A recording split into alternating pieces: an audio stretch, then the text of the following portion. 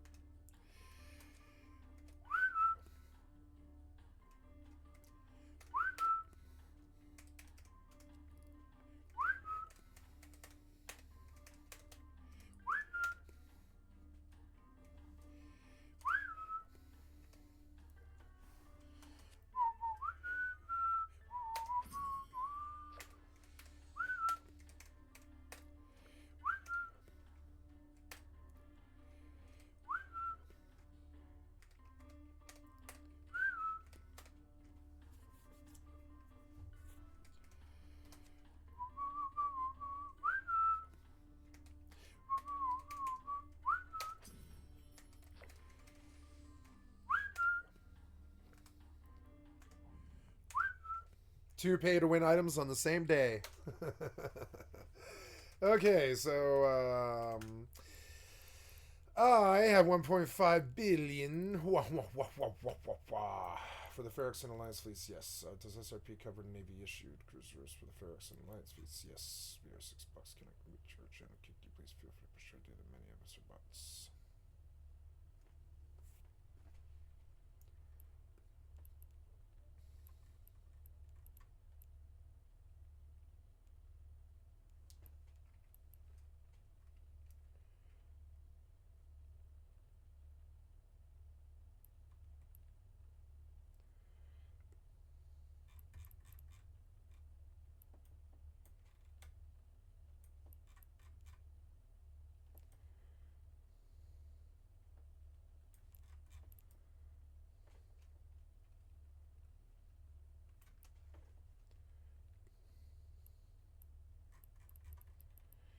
Ooh, sinks. A lot of them.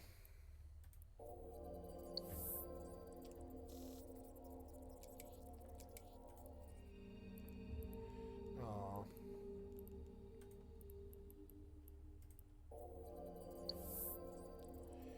There's no way I want a Chronos.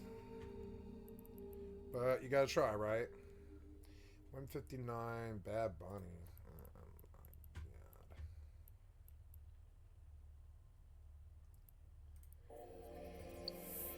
CNH. There's no way. That's a good character. Bambina Minor.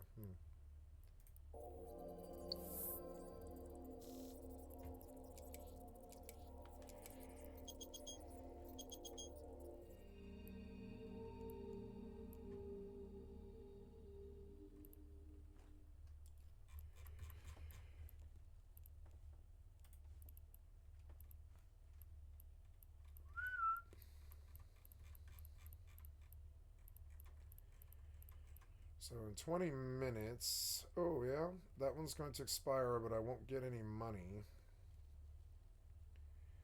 I guess I'll just run this one now. I don't know. Right now I have 1528. If I blow 225...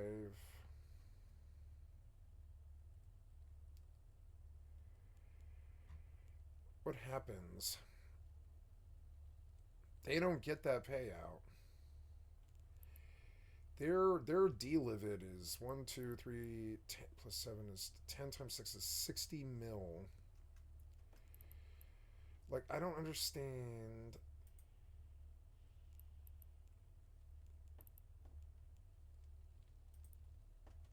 How this works? Yeah, 1588, right? Yeah, and then I just get the whole 1588, right? And I want it back, and I can just repost it, whatever. Yeah, like like I'm up like a little bit. You know, it's not much, but it's like a little bit.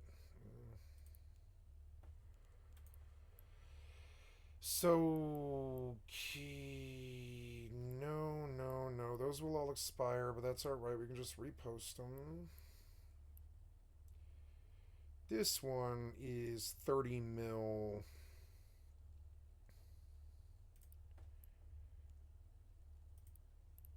They didn't want it. I guess people don't like 48/48s. I don't know.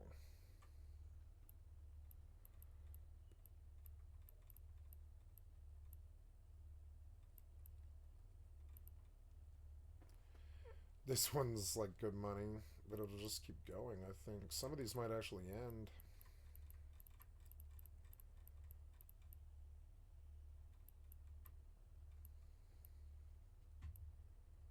Is that my deluge? No. What happened to my deluge? Is that mine? No, what happened to the deluge that I fucking posted? It must be... I need to go to Jita. It must be just sitting there. I need to repost it. Gotta see what clones are in. Ah, damn it. I didn't jump clone change. Son of a bitch. Son of a bitch. Oh, well. Stupid ass safety made it so much worse for us.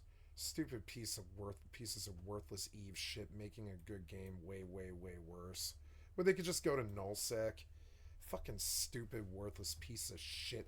Fucking troll, worthless pieces of shit human beings. Making every non-consensual game a toilet. Instead of getting, like, growing balls and pulling their skirt down and going out to nullsec. You know? Fucking stupid.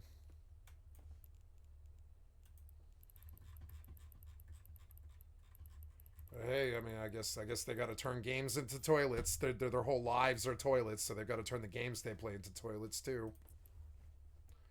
That's how I view it. I mean, I know that's harsh, but it's literally how I view it. Their whole lives have been toilets for 40 fucking years, so they've got to turn the games they play into toilets too. You know? I don't know why they're like that. Small penis. Autopilot engaged. Go to nullsec, pussies. Autopilot disabled. No waypoint set. No waypoint set.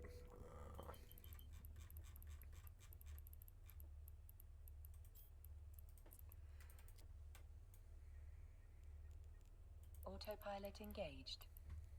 Warping to Stargate. Warp drive active.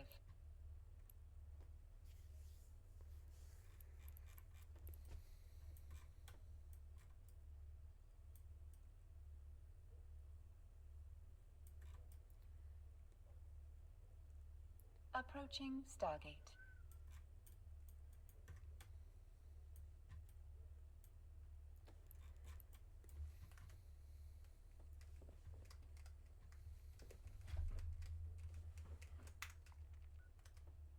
Autopilot jumping.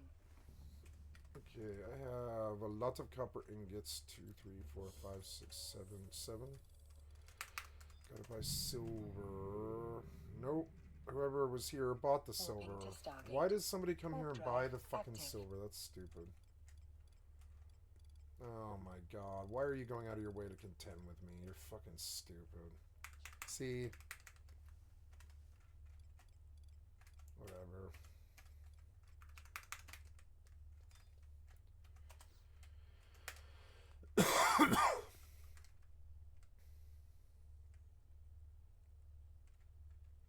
Approaching Stargate.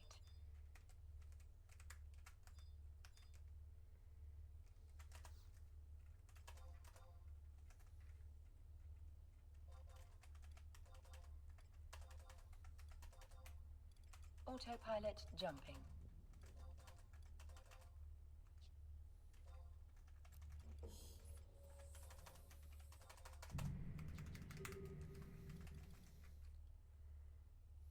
Warping to Stargate. Warp drive active.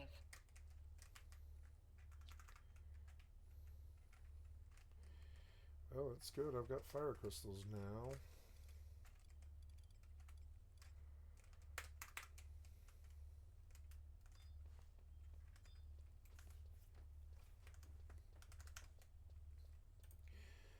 Okay, we're going to reload and check. Yeah, good.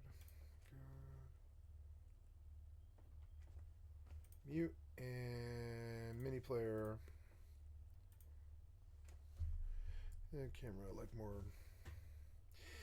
Let's listen to the Philip DeFranco while I work. To the Philip DeFranco Show, you daily Thank you, Philip DeFranco, for the excellent content from my stream. I'd like to sub to your channel.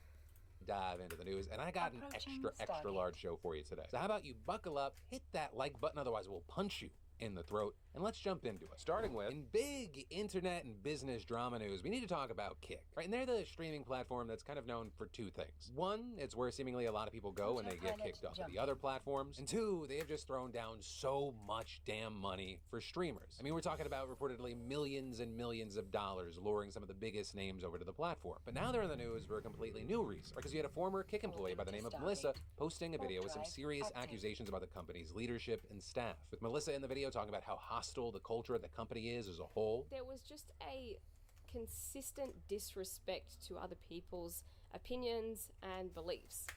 And this went as far as to just consistently hearing the F slur, and not even just in jest, like as a joke. It was specifically, targeted towards people that it was supposed to discriminate against. Even so much as to walk past the socials room, the guys that run the, Kick streaming and Kick community, and hear the N-word just dropped hard up. And I'm like, what is this office? How? And Yep. they had the executive, like the upper management was in the room. But they're also claiming that staff members would do things like laughing as they deliberately misgender trans streamers. So Melissa is saying that her decision to actually leave came down to two incidents that happened in her final weeks. One involved the case of a streamer with special needs whose contract was up for renewal. And when Melissa followed up with the streamer's point of contact at Kick to check how it was going, she said, when I asked about this streamer's contract renewal, he had a smirk on his face and goes, I decimated his rate. And this was apparently hilarious because everybody else in the room laughed. I said, well, what did you put it down to? And he proceeded to then brag about the fact that he got him on a below market cent rate for an English streamer. And then as far as the other incident that led to Melissa leaving, she said it was in relation to a meeting regarding a specific unnamed streamer. Just for context, this particular streamer had been publicly battling cancer recently. So they decided to utilize that in their strategy to get this person over. The conversation very quickly became quite sinister. The quote that I remember hearing was, we can get her on Kick streaming steak for a relatively low price because she probably thinks she's going to die soon and she'll want to leave more money for her family. With Melissa then going on to talk about children's safety on Kick and the way the company allegedly mishandled them, and claiming they don't even know their own policies. Before I got there was no verification process for if somebody was underage. And so funny because by the time I left, me and compliance had put together a process, and because I was pushing it so hard, I'm like, we cannot allow anybody under 13 to stream. Now, nobody knew this, by the way, because I guess when you copy Twitch's TOS verbatim and then you just get some random guy in the office to change, the wording, none of the staff know the terms of service. So a lot of people were just like, nah, she can stream even if she's 6 years old because, she'll have her dad near her or whatever. And it's like, no, that's actually not the case. She cannot be on the platform and she cannot hold her own account. Melissa also going on to allege how she was personally mistreated during her time at the company and afterwards, saying that it got to the point that she felt she had to post her resignation letter on X last week. The company's co-founder, Ed Craven, then even responded, with Ed apologizing for not getting to know her better and asking for some examples of the issues that she experienced, saying that his DMs are open and HR is always available to her, which Melissa responded comment that he wasn't interested when her problems were actually happening, and he only cares now because he's in damage control mode. And, you know, following all this, we've seen some big reactions from some pretty big names in the streaming space. This including commentator and big streamer himself, Hassan Piker, saying, "Here's the thing, everybody. Ultimately, the same test exists for Kick as it does for every other streaming platform. Would people go there and voluntarily stream there for free? If the answer is no, then there is no, there is no long-term commitment to growing the platform. Doesn't mean that Twitch doesn't have its fair share of problems. Of course it does. It's just that, at least it's not a platform that is genuinely trying to market itself as the place to go to when you get banned out of every other platform for doing sometimes crimes, like literal crimes. When the bag dries up, you will see what streamers truly feel about this platform." And then specifically regarding Melissa's story regarding the streamer with cancer, he said, "When you think about it, I feel like that kind of like bloodless opportunism." I have more follows on Kick than I do on YouTube, though I have put 14,000 videos on YouTube. But I was treated better on Kick in the first 3 days that I was there. But I knew immediately that I didn't want to be there. Not immediately. It took about 3 months, I think. But right away, I was like, I don't think I want to be on this platform. I don't think the things I'm hearing are good. And is like somewhat expected from any kind of corporation, I guess. It's demon. Pretty gross. So notably, you also had other streamers on the other side of this, like XQC, who, I mean, it is a key thing, received what was reportedly a non-exclusive $100 million contract with Kick last year, with him defending the platform. By him linking Melissa's story about the streamer with cancer to the Twitch streamer Kaide, with her having shared her experience with acute myeloid leukemia throughout last year, and XQC saying that Kick and Stake told him that there had been no talks with Kaide, saying, "I asked, there was no communication done to Kaide from Kick or Stake. I even sent people to go investigate on the Kick part, because apparently it could have been Kick. I even asked to go investigate if anybody at Kick ever said anything to Kaide, and I didn't get anything." So notably, there.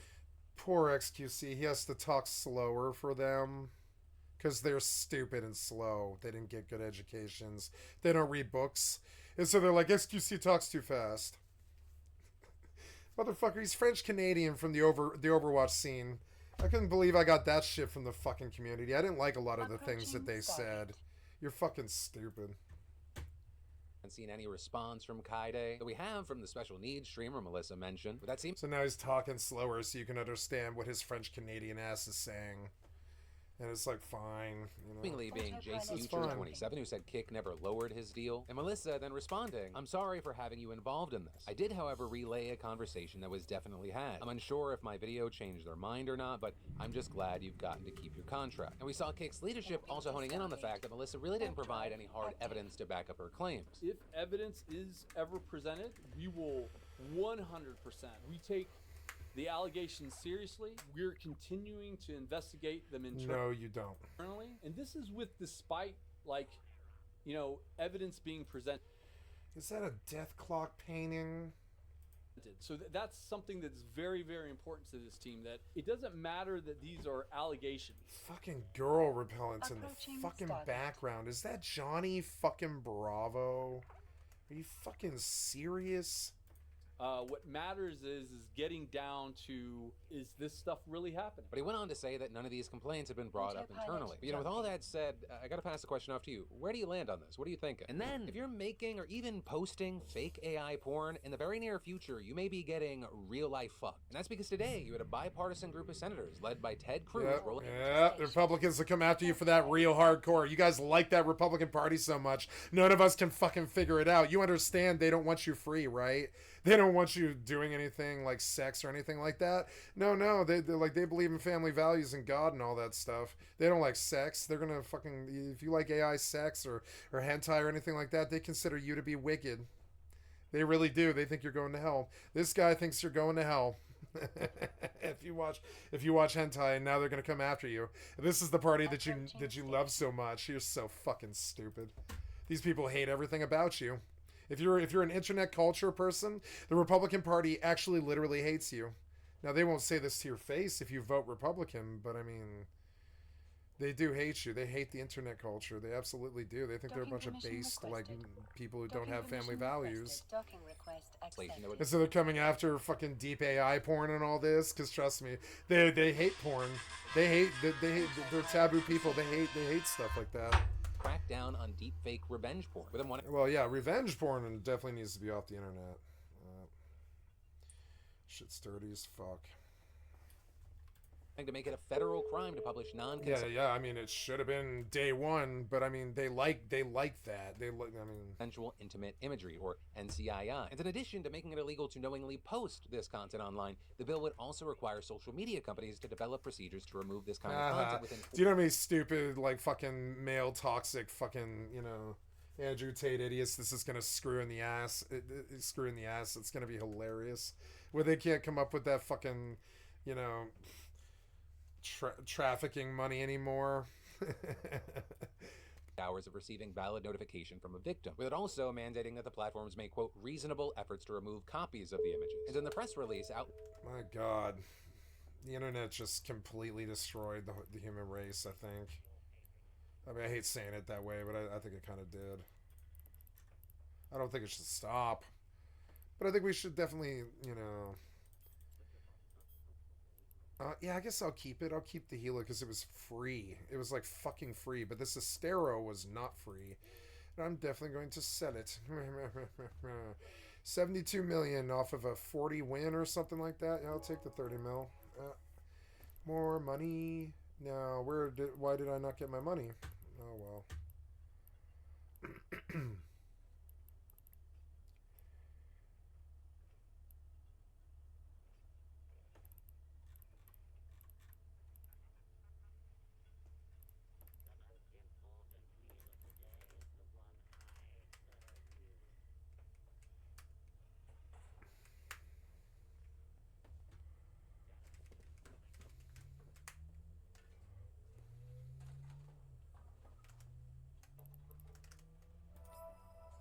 Lawmakers argued that this bill is necessary to close enforcement gaps and create a uniform federal process for removing AI porn and prosecuting those who post it. With it explaining that while almost all states have some kind of law protecting people from revenge porn, only 20 explicitly cover deepfakes. Well, so even the states that do have law. Yesterday I had 265 million. Now today I have 1.660.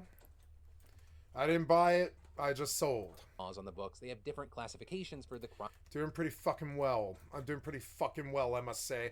Living off my fucking brain, doing fucking well. Gotta say, on all the games. I'm looking at my fucking full-blown, like, crazy cracked out Fallout 76 character with every fucking note in the game and, you know, every weapon in the game and all this other stuff. And I'm looking at my, you know, my Kraken club, or my Octave club, like BST, in my fucking Halberg and shit, and I'm like looking at my fucking, you know, and I'm looking at my EVE Online and my 2 billion that I just made today, and I'm like, oh man, I'm doing fucking well. Doing fucking well. Doing fucking well. Yes. So, oh, yeah, I need to post squalls. I need to sort you by letters, and oh, look at all those squalls. We're going to make so much money. So now it's time to cut down the squall to something really a lot cheaper, right? So we've done waves of squalls, but we're going to definitely do waves of squalls here. You know, I made so much money off this. So we're posting up for... the average price on a squall, and they have been selling for 105. Yeah, but 84.2 is actually so fucking good. I want to do cheaper than that, though. I'll take triple the money at 72. No, people have been doing less than that, huh? Let's try 68, which is still triple the goddamn money. All of it. Yep. And what's that a bet? That's 8.5, right? On a squall. I wish I could make it look less, but no, I think we'll just keep posting squalls here. Fuck it.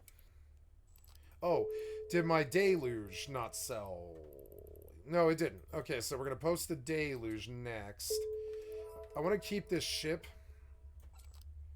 Wait, 6 million for what? Oh god, are offers expiring? Are they 6 million for what? Oh yeah. Oh well, look, a lot of my bets are coming back. That's also good. I don't mind that.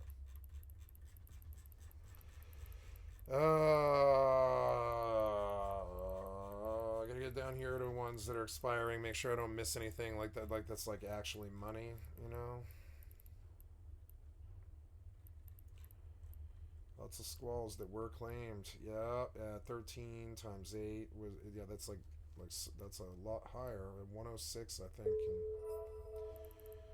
yep, cool. Keep running it down to Goblin Town. Let's go. Let's go. Hurry. I wish you really could scroll through this goddamn faster. It takes so long. I mean, you can, but okay. So this one was not bought. Not bought. This one was bought, but not enough. All these are gonna fucking come back to me. That's okay though. I mean, I asked for too much. That's all right. Yep, and the Deep Space Torrent. Yep. So now we post a deluge. I've made so much money. This is gonna make me another billion, I think. This ship right here is gonna make me another billion, I think. Yeah, 1.5 billion on this, huh? What does a deluge run right now? 374. I would be happy with...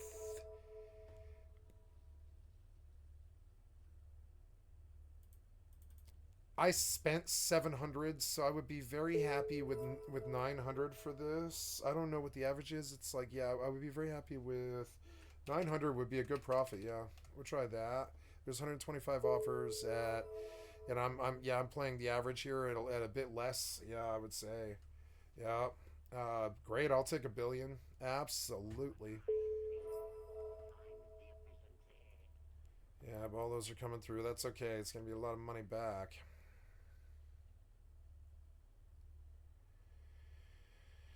$89 hypercores required. You're saying that there's 20 open with the max price being 2 billion, mins 5, and 1.18 is the actual average. So let's go for another 66 mil, 966, and see if I sell there. There goes a bill on the fucking... I've never posted something for a bill before. It's insane. I probably have, but just not like directly as for profit, you know?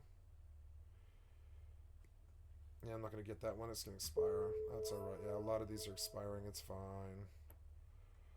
Yep, give me back my money. Yeah, Master at Arms. This one I should finish out. Is this my Master at Arms? Yeah, at 3 million a pop, he bought 18 mil. I mean, yeah, this is like 24 off of it, and my 2. Yeah, this is going to expire. That's alright.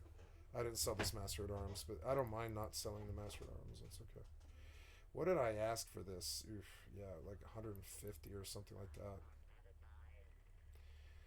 I'm inclined to try and sell it out, but it's not enough money. Deep Space Torrents and Squalls and such. We got another bit of time waiting. Yeah. Oh, and I have a whole bunch more stuff to post now, which is good. I was just trying to get the big money. You can see the big money. Now I sell for normal prices. But, I mean, the expansion just hit 4 days ago. So I'm selling it, like, you know, I was selling it at normal prices. I was charging something like 5 or 6 times what things were worth. So I could just diversify in the market and post a lot of stuff. And, you know, and it worked. I pulled like 2.8 billion or something like that. It worked, but I mean, it was like 5 days of trying, you know, but I did pull 2 billion of just trading, you know. It was awesome. Okay, we're gonna send off some copper ingots here to Cat Money Ass. Lots of copper ingots going out. So I will wait till the prices go up. I will starve and starve and starve them. And then I will post copper.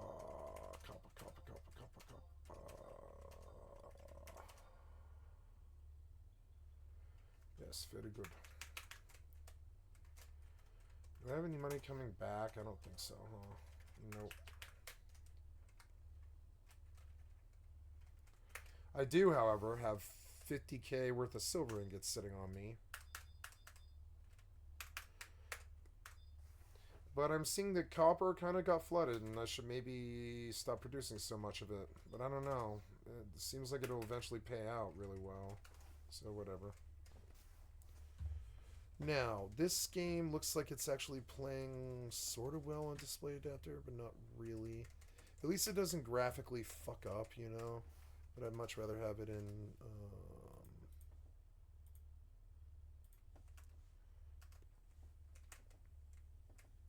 There we are. Very good. Okay, let's go back and listen. And the penalties resulting in uneven prosecution. And this is the victims of AI porn have repeatedly struggled to have images removed without specific federal rules for social media companies in place. And beyond that, you have the sponsors of this new proposal arguing that the laws that are in place right now at the federal level, they do not go far enough. Because Congress passed legislation 2 years ago creating a civil cause of action for victims to sue people who publish revenge porn. But this bipartisan group, they argue it's ineffective. And there, I mean, it's hard to argue that the laws aren't inadequate. I mean, it feels like every other week we're talking about another celebrity who's been the target of AI porn. It seems like everyone's been hit. Taylor Swift, Billie Eilish, Jenna Ortega, Pokimane, but also it's not limited to just famous people. Regular everyday people and even minors have fallen victim. And this isn't like anecdotal, it's not just perception. There are actual stats that back up the recent boom of this kind of content. With, for example, an analysis done by Wired finding 244,625 deepfake porn videos being uploaded to top websites in the last 7 years. So a key thing there is nearly half of all those videos were uploaded just in the first 9 months of last year. In a report from Home Security Heroes finding producers of AI porn increased their output by 464% year over year just in 2023 alone. But here's the thing, this is just a bill. It is being proposed. We do not know if it's going to pass. And I say that because up to this point, lawmakers have really failed to address this in a meaningful way. And in general, what we've seen are them introducing competing bills and stepping on each other's toes. I mean, literally just last week, one of the Republican sponsors of this new bill blocked another bipartisan proposal that would have allowed victims of non-consensual deepfakes to sue people who had created, possessed, or distributed the content. So there seems to be an agreement that something needs to be passed here, but what? Is it this? Is this the winner? Or is this just another part of the cycle where we just say things and then we fight and then nothing happens? And then, so is this man right here a courageous whistleblower or a law-breaking right-wing hack? That is what a lot of people are arguing about right now, and your answer is probably going to depend on how you feel about the controversy surrounding Texas Children's Hospital in Houston. Because back in February of 2022, State Attorney General Ken Paxton declared that gender-affirming care for minors is child abuse under the Texas Family Code in a legal opinion. And although the courts blocked him from investigating parents for getting their trans kids treatment, the threat of all this was enough to scare Texas Children's Hospital, which is the largest pediatric hospital in the U.S., to announce that it would cease gender-affirming hormone therapies, with them citing potential legal liability. But then that is where Dr. Eitan Haim comes in, right? Because Haim, who was doing his residency there at the time, claims that the hospital continued prescribing puberty blockers to minors despite its public pronouncement, with him the following year logging into its online portal and accessing the personal health records of patients who were not under his care. Right? Because he wasn't involved in the transgender care program, he was training to be a general surgeon. With him then taking these documents, which reportedly included patients' names, physician names, and treatment codes for several children, and gave them to a conservative activist by the name of Christopher Rufo. And then, without naming Haim, Rufo published this story, with him leading with the angle that this hospital was secretly ushering kids down the transgender conveyor belt toward irreversible mutilation. It's a process of psychological, physiological, and metaphysical manipulation. With us then seeing the next day the Texas legislature voting to ban gender-affirming care for minors, with Haim eventually revealing his identity in January and making it very clear that he is opposed to all gender-affirming care, whether done publicly or not. Instead of telling these kids that they're perfect the way they are, that growing up is hard and they can grow up to be something amazing, they're telling them to adopt this false identity that is based off their own self-hatred. But now what we're seeing with all this is that he's been indicted on 4 counts of violating HIPAA because he allegedly accessed private patient records under false pretenses and without authorization, with him then handing them over to a media contact, though he claims he redacted any personal information, and he argues that he's just a whistleblower being politically persecuted by the Biden administration, which is also the line being taken by a long list of conservative media outlets that are having him on their shows to talk about what they describe as the horrors of transgender healthcare. But this is on the other side, you have people arguing he is not a whistleblower, he's just a criminal. And with that, saying that whistleblowers, they expose illegal or unethical behavior, but he did neither, right? Because at the time, gender-affirming care was perfectly legal. And arguing that even if the hospital contradicted its public statement, that doesn't prove that it acted with any malice toward children. So of course, I'd love to know your thoughts and your opinions on this, but either way, Haim is currently facing up to 10 years in prison and a $250,000 maximum fine. Though notably, there he's already raised more than $650,000 from his supporters to pay legal bills. And so for now, we're gonna have to wait to see how this plays out. And then, I'm a dog dog person, and our dogs are a huge part of our family. And just like I care about the food that my kids eat, the same goes for my dogs. And the fantastic sponsor of the PDS, Sundays, is fresh dog food that we use. Right, co-founded by a practicing veterinarian, Sundays is made from a short list of human-grade ingredients containing 90% meat, 10% veggies, and 0 synthetic nutrients. I mean, seriously, our dogs are obsessed with this food. They see the box, and it is the same response as when we give them treats. And the treat for us is the convenience of home delivery. It is just so helpful. And get this, Sundays uses an air dry process, so unlike other fresh dog food, it doesn't require refrigeration. You just pour and serve, and it's super easy to store. And dog parents have reported noticeable health improvements in their pups, including softer fur, fresher breath, better poops, and more energy when switching to Sundays. And also, did I mention that it costs 40% less than other healthy dog food brands? So y'all, just go to sundaysfordogs.com/Phil to get 50% off your first order of Sundays. Yeah, that's 50% off your first order of dog food with human-grade ingredients. sundaysfordogs.com/Phil, and your dog will be happy you did. And then, ever since legalizing recreational marijuana, California has prided itself on ensuring that the stuff is safe, it's regulated, and ideally got that good stank, so that when someone goes, "Oh, smell this," I go, "Oh yeah, I guess it's good." It's an indica, it's a sativa, it's gonna put me to sleep. But now, an investigation by the LA Times alongside industry professionals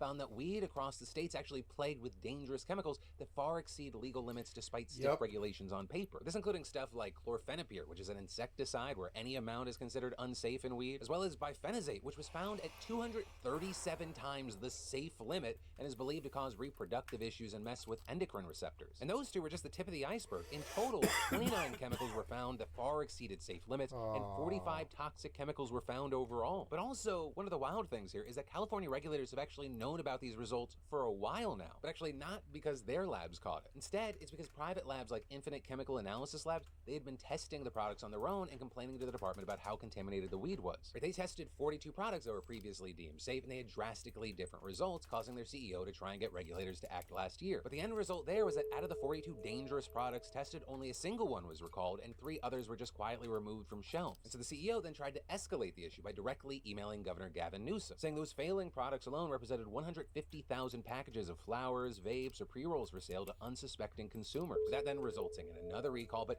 everything else was still out there on shelves despite the brands now for sure knowing the dangers of these chemicals. Right, take Stizzy, for example. They're the biggest weed brand in the state. We saw them defend their products having dangerous compounds at extremely unsafe levels by saying, "We adhere to all standards and limits set by the state of California, which is some of the strictest testing requirements and pesticide limits in the country," which, yeah, is kind of true. Like on paper, California definitely has those rules, but as we've seen, regulators relax about testing. Not to mention, they haven't kept up with the times, where they're currently required to test 66 different chemicals. But that list hasn't actually been updated since 2018, and that's despite requests from pesticide regulators who have more actively kept up with how cultivation practices have shifted over the years. Or which is to say, there are now new chemicals that aren't on that list. You've got things like the fungicide phenvalerate. That's got the fun proven side effect, lower sperm count. It's actually been prohibited in the US since 2008. You've also got pymetrozine, which was found in Stizzy products at over 60 times the legally safe limit. That's a fun known carcinogen that causes hormone problems as it mimics their shape in the body. And it's gonna really stress how important proper testing is on the final finished products. Because the reality is that a lot of these chemicals enter the market due to how weed is sourced in California. Because while sometimes legal suppliers use those chemicals, it's most often weed sourced from the gray and black markets, which flatly ignore rules about what pesticides to use and whether they're even legal. And for them, they often want to use the most efficient pesticides, even if they are extremely dangerous for humans, which is why they smuggle them from China. And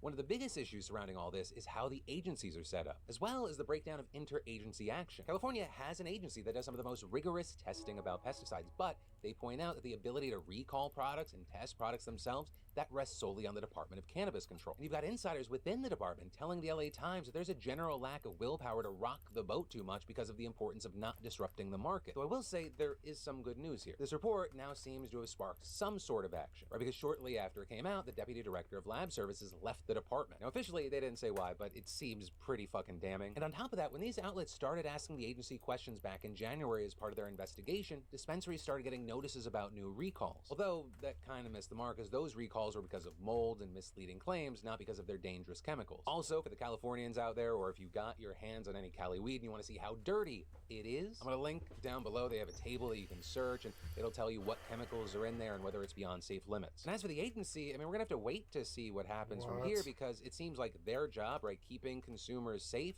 it appears that they have fundamentally failed at that. And then Adobe has trapped its customers, and we are going to make them pay for it. That is the message the Department of Justice has now put out there. Right? And Adobe, for those that might not know, is the company behind just so much creative software. Right? Photo, design, video. Adobe's got it. It was also not just Adobe getting sued by the US government. You've also got execs like David Wadhwani, as well as Maninder Sani being named as defendants. So there, most of the allegations related to the individuals have been redacted from the version of the complaint that's been released to the public. Though notably there, as it connects to the core story, that public version still identified Wadhwani as one of the chief architects behind Adobe's pivot to a subscription-based model. And that's a key thing because Adobe's allegedly deceptive practices around its subscription model, that's what this is all about. The DOJ and FTC alleging that for years, Adobe has harmed consumers by enrolling them in its default, most lucrative subscription plan without clearly disclosing important plan terms. Which, if you've ever had an Adobe subscription and you tried to cancel it, you'd know exactly what they mean. But for everyone else, basically when you sign up to a monthly subscription to Adobe software, you're agreeing to a year-long commitment. If you want to break that commitment, you'll get charged an early termination fee or an ETF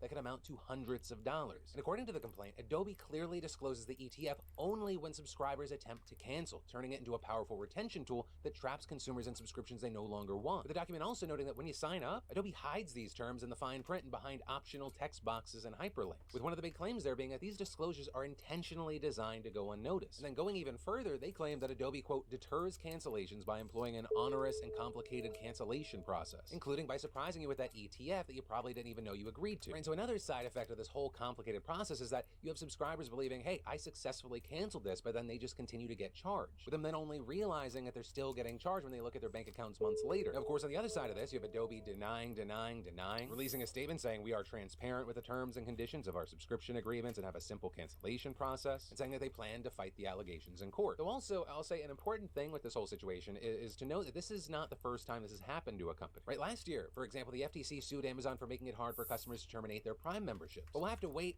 to see what happens, though I don't know if there's going to be a lot of people rooting for Adobe right now. It's just based off of a few other things that have happened recently. I think they have lost a lot of goodwill with their customers. And then watching President Biden try to handle immigration and what's happening at the southern border right now, it feels a little bit like watching someone lose their virginity. Like, he seems to be trying his best, but he is all over the place. I mean, we talked about it a few weeks ago, but we saw Biden doing kind of a 180, signing an order allowing him to temporarily shut the southern border and cutting off long-standing protections for asylum seekers, things he had previously condemned during his 2020 campaign. It was widely seen as an effort to court voters on a hot-button issue that Republicans have been slamming him on. But that decision got a ton of backlash from progressives and immigration activists. You had people accusing him of betraying campaign promises for more humane border policies. And so now what it appears he's doing is he's trying to strike more of a balance on immigration and appease those voter bases as well. Because just weeks after imposing what the New York Times described as the most restrictive border policy instituted by Mr. Biden or any other modern Democrat, the president has now enacted a policy that the outlet called one of the most expansive presidential actions to protect immigrants in more than a decade. With just today, the president announcing sweeping new protections for nearly 500,000 undocumented immigrants who are married to U.S. citizens but haven't gotten a green card, which is a process that is lengthy and complex, especially for people who initially entered the country illegally. And if you're not familiar, under American law, immigrants who married Americans but entered the U.S. without a visa are required to leave the U.S. and return to their home countries for up to 10 years before they can apply to come back, something that puts their lives in a limbo for as long as a decade and separates them from their families. But under this new executive action, eligible undocumented spouses would be allowed to apply for green cards without leaving the country, with the Biden administration giving them 3 years to apply and granting them permits to work legally in the U.S. in the meantime. Though very notably here, not everyone is eligible, because this actually only applies to folks who have lived in the U.S. for 10 years, been married to an American citizen as of June 17th,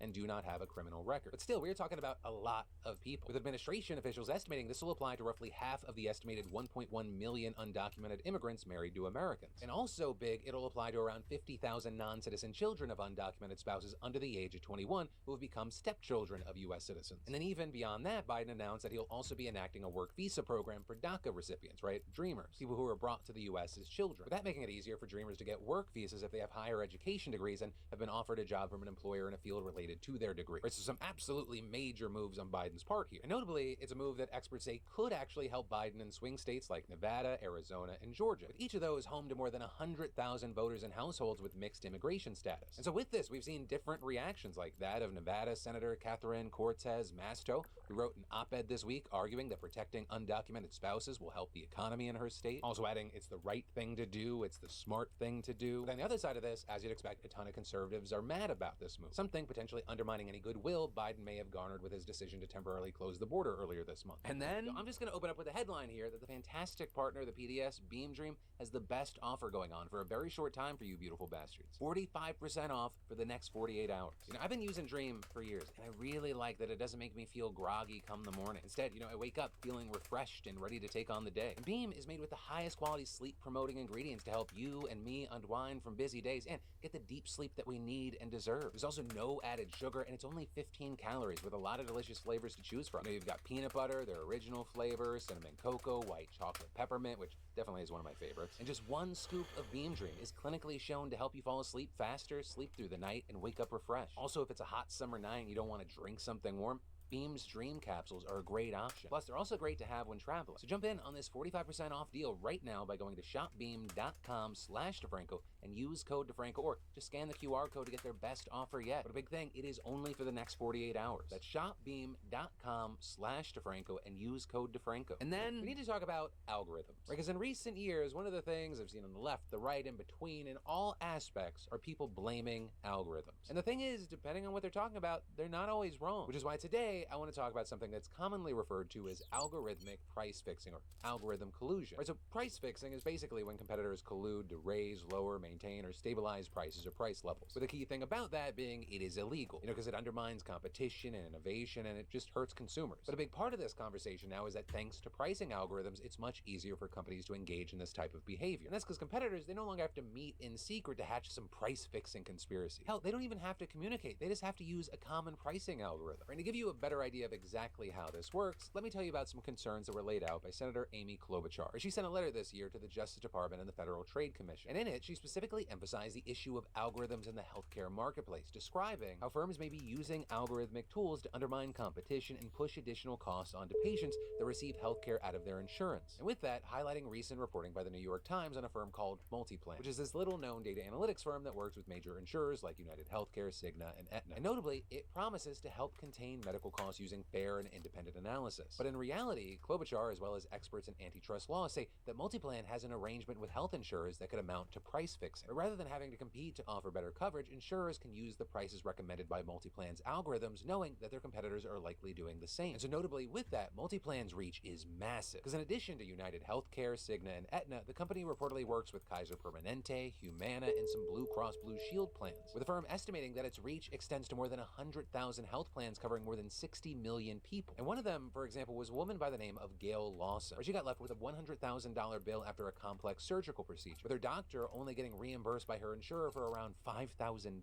that's despite the fact that she is paying hundreds of dollars every month for insurance precisely to avoid this type of situation. And so to be clear, the people that are affected in this specific situation are people on employer-sponsored healthcare plans getting out-of-network coverage. And to that point, I should note that there are a lot of reasons that someone might want to go to an out-of-network provider. The most commonly reported reasons being that the provider is in a more convenient location, is higher quality, or is perceived as being more affordable. But notably, it is often people with chronic or complex conditions that need to see out-of-network specialists, as well as people seeking mental health or substance abuse treatment. And what MultiPlan does is, using its proprietary algorithms, is help the insurer figure out how much of the bill will be footed by the patient and how much will be paid by the employer. And so the difference between the total bill and how much the patient pays effectively amounts to a savings for the employer. And both MultiPlan and the insurer make money by charging employers a processing fee that is a percentage of those savings, with MultiPlan making notably almost all its revenue from these kind of fees, with there being this, quote, large and mostly hidden financial incentive to reimburse out-of-network medical providers as little as possible. Right, so if a medical bill is $1,000 and MultiPlan advises that you and your employer split the bill 50-50, they make around $35, while the insurer would make maybe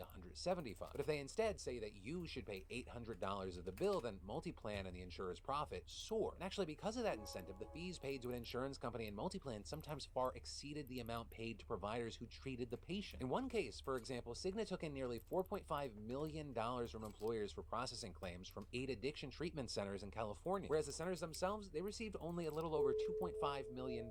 And again, with these profits facilitated by an algorithm. And in particular, it's this algorithm-based tool called Data Eyesight, which is known for consistently producing the lowest payment recommendation, and which has fueled multi-plan's growth more than anything. But with that, what makes it potentially illegal, and not just unethical, is that it could be considered an act of collusion. To that point, 3 hospital systems have already sued Multiplan, accusing it of colluding with major insurers to set unreasonably low payments for medical care. And while 1, the firm has denied the allegations of collusion, and 2, in a statement to the Times, said it was committed to helping make healthcare transparent, fair, and affordable for all, there is a real case against them. And that's because, according to the Times reporting, as Multiplan became deeply embedded with major insurers, it pitched new tools and techniques that yielded even higher fees. And crucially here, it also told insurers what unnamed competitors were doing, with one United Healthcare VP, for example, meeting with a Multiplan exec and then telling her colleagues that their competitors were using Multiplan's aggressive pricing options more broadly, and they could, quote, catch up. And according to law professor Barak Orbach, this should trigger an investigation by the agency. There seems to be a really strong case. And to that point, while the FTC and Justice Department declined to comment on the Multiplan issue, both agencies have raised concerns in the past about similar arrangements in other industries. And so really, I mean, this Multiplan case, it just highlights growing concern among these agencies as well as some in Congress about algorithmic collusion. And actually with that, in March, the DOJ opened a criminal investigation into the property management software RealPage, which notably has been accused of facilitating price fixing in the housing market through its algorithms. And that company, along with its owner and dozens of property owners and managers, are already the target of a class action lawsuit brought by renters. And an important note is that other class action suits have actually been filed in other cases alleging algorithmic price fixing in the housing market and hotel industry. Also, I'll say as an aside, we're seeing things like the Italian government investigating the use of pricing algorithms for airline tickets. But anyways, the government's position has become clear, with one statement filed by the DOJ and FTC saying this: firms have evolved the mechanisms they use for reaching unlawful price fixing agreements. In-person handshakes gave way to phone and fax, and later to email. Algorithms are the new frontier. And given the amount of information an algorithm can access and digest, this new frontier poses an even greater anti-competitive threat than the last. And adding, it makes no difference that prices are fixed through joint use of an algorithm instead of by a person. Automating an anti-competitive scheme does not make it less anti-competitive. But importantly, with that, that is just the legal position of the Justice Department. And what we're seeing is that judges don't necessarily agree. And in fact,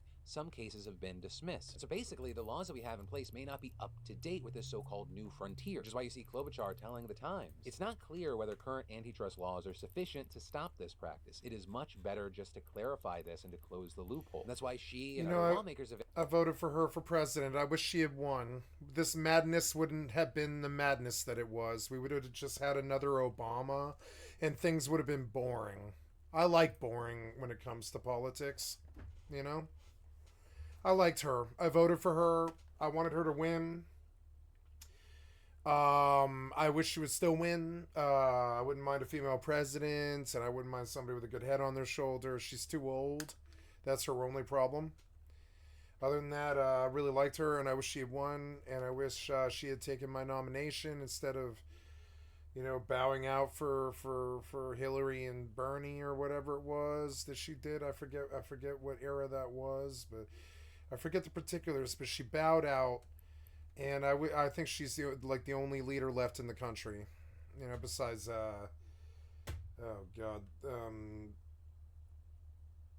Nancy Pelosi. Introduced the preventing algorithm. Real leaders that aren't standing around in that do-nothing Congress for 60 years in a filibuster. They're actually in their fucking constituencies, zones, and they're actually talking to them every day, and they're down on the fucking front lines. They're actual leaders. We got like maybe 5 of them or something. She's one of them. The Collusion Act this year, which would do... I've seen her in the front lines and on the trenches for 6 years now, something like that. She's never up there on some fucking figurehead podium speech, fucking suit dummy bullshit. She's always in the trenches whenever I see her, always. Things like presuming a price-fixing agreement when direct competitors share... Here she is showing up, fighting for Minnesota with price-fixing and stuff like that, and it surprises me not at all.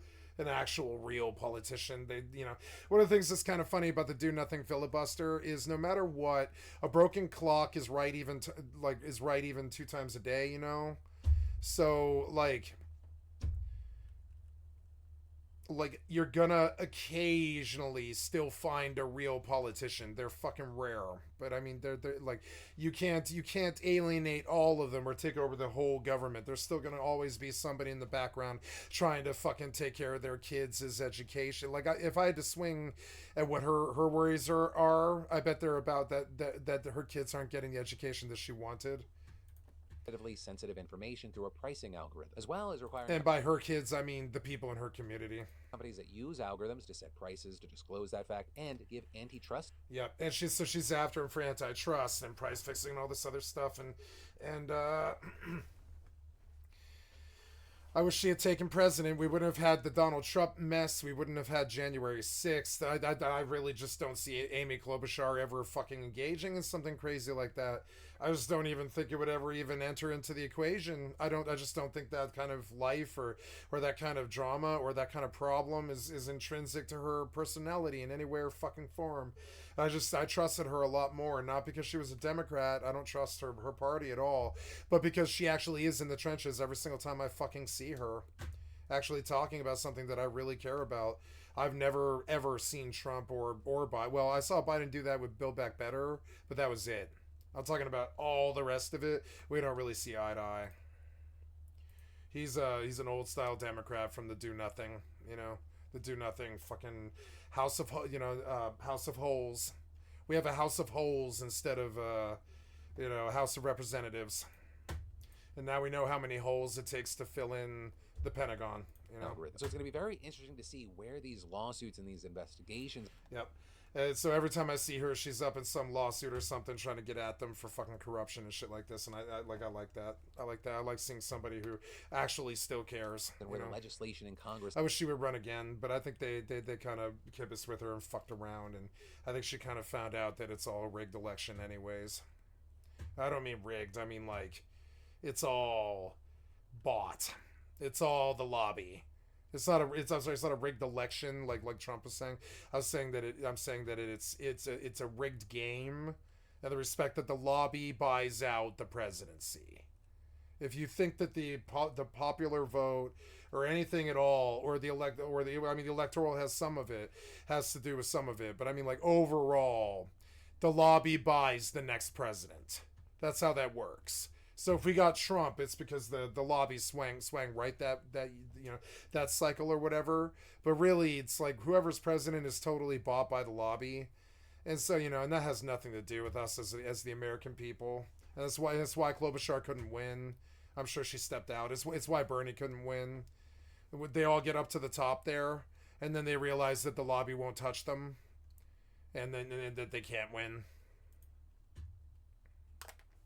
And so they always just bow out to whoever the lobby is willing to buy, so that their party can win.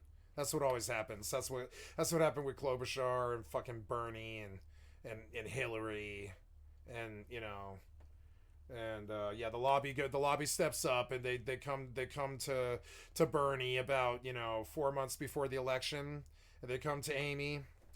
And they're like, yeah, sorry guys, so the lobby won't pay for you. I mean, I swear to God, this is how this goes. I'm sure Bernie agrees with me. There's some election, or sorry, what do they call this? Campaign, some campaign finance guy goes drinking with Remy and all the bad boys from all the lobbies and stuff, right? Like from House of Cards, right? And they all go drinking at the cigar bar one night, and so Bernie wakes up to his campaign manager calling him crying, drunk, off the whiskey from the cigar bar that was open until 3:30 in the morning or whatever, and his campaign manager calls him up. I guarantee this happened. I'm certain of it. His campaign manager calls Bernie up crying, and he says, "Yeah, the lobby won't back you, and you can't have the presidency. And if you want Trump and the Republicans to win, you can keep running, or you can just bow out to a Joe Biden or an Obama or something, and let them win, And and his campaign finance manager breaks his heart. You know, he shows up and breaks Bernie's heart, breaks Amy's heart. I guarantee it happens to all of them, right? Their campaign manager shows up and tells them, yeah, the lobby won't back you, you're too extreme. Or the lobby won't back a woman, they're too dick laced. You know, they're too they're too cock holster, you know, too many dicks in their mouths. And you know, they love dick. I hate to say this, but the strong Republican male loves dick, or they wouldn't want it so much in their mouths all the time. It's their mouthpieces. They're people that represent them in court, people that represent them as president. The Republican male loves dick, loves dick right in their mouthpiece, right? They really don't like women. So yeah, so unfortunately, Amy's fucking, you know, and then so you know, a few years later, Amy Klobuchar, you know, gets a fucking, you know, a crying call from the campaign manager about 5 months before the election, and they're like, yeah, the lobby spoke to us at the cigar bar, and it turns out they won't back you, they won't do a vagina. This is what happened to Hillary. You know, it sucks, but it's the reality. Lobby gets what they want. It's a complete fucking fabrication. American politics are a complete fabrication based around cigar bar. Like, real American politics occur in the, you know, in the White Palace and in the fucking cigar bars of DC Hill and all the little retreats and stuff that they do and all the GPACs and everything. And they just, all they do is they sit there at a big round table and the lobby raises their hands and they're like, yeah, we'll back you for this and we'll back you for this and we'll back you for this. But we absolutely will not have a vagina in the White House, and we will absolutely not have a fucking, like a black person in the White House or anything like that. And the lobbies are like, okay, so you know, like, so maybe we can do Obama, but we still can't do a female president yet. They hate women. They hate women more than black people. You know what I'm saying? They do. It's disgusting. So, I mean, I say these things because they're true, not because I'm trying to be hyperbolic or, I mean, I'm just like playing you the reality card here, what the actual realities are. The lobbies run our governments. There's no vote or electoral college or anything like that. That's all a fantasy, complete fabrication. The lobbies run our governments. The lobbies won't do it with a woman. The lobbies don't like black people, but I guess they'll put up with them apparently. You know, the lobbies don't like extreme people like Bernie. The lobbies don't, you know, I'm sorry, but it's all true, everything I'm saying.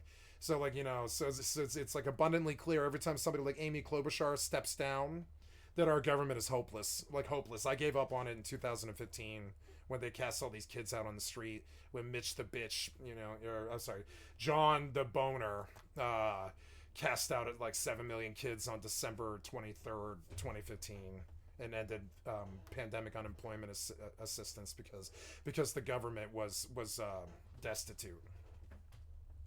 Not pandemic unemployment, excuse me. They ended emergency unemployment assistance on December 23rd, 2015. This is when I stopped believing in my own government. They cast me and 7 million other people out in the fucking streets on December 23rd. And it like, there was like 100 million of us watching it on C-SPAN. You ever been in a situation like that? There was like 100 million of us watching it on fucking C-SPAN while John Boehner fucked 7 million Americans and their kids in the fucking asses and cast them out in the fucking streets in the middle of the fucking winter in January. I was part of that whole cast out in the streets thing. I was homeless after that for 7 years. And then that's the assholes that we let take over our government, and it is because of the lobby. One, the attention. So I look at Amy and I'm like, oh, Amy, I wish they had given you your fucking chance. You were born with the wrong sexual organ. I don't care if you'd had a penis or a vagina. I still would have voted for you, you know? And oh, Amy, I'm so sorry. It sucks that this world is like this. I'm sorry to Hillary and all the women who have ever run. I'm sorry the world is like this. I'm not like this. Not all of us are like this. And two, that needs to increase. We need to see action because you and we are the ones truly paying the price. And then finally today, let's talk about... We're the ones paying the price for all this too. It's not like they pay the price. They sit up in the cigar lobbies, wheeling and dealing and selling us poison and our weed and shit like this. It's disgusting. It's their corruption is leaked into everything that we do. It's even in the drugs now, apparently. All the dopes cut with their corruption. Everything they touch, they're like the king shitters of the world. Everything they touch turns to shit. You know?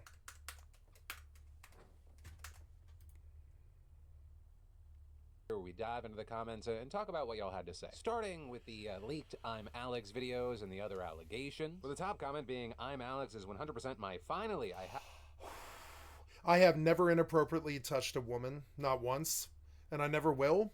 And I need you as my public to understand this. I don't care if I go on record saying it.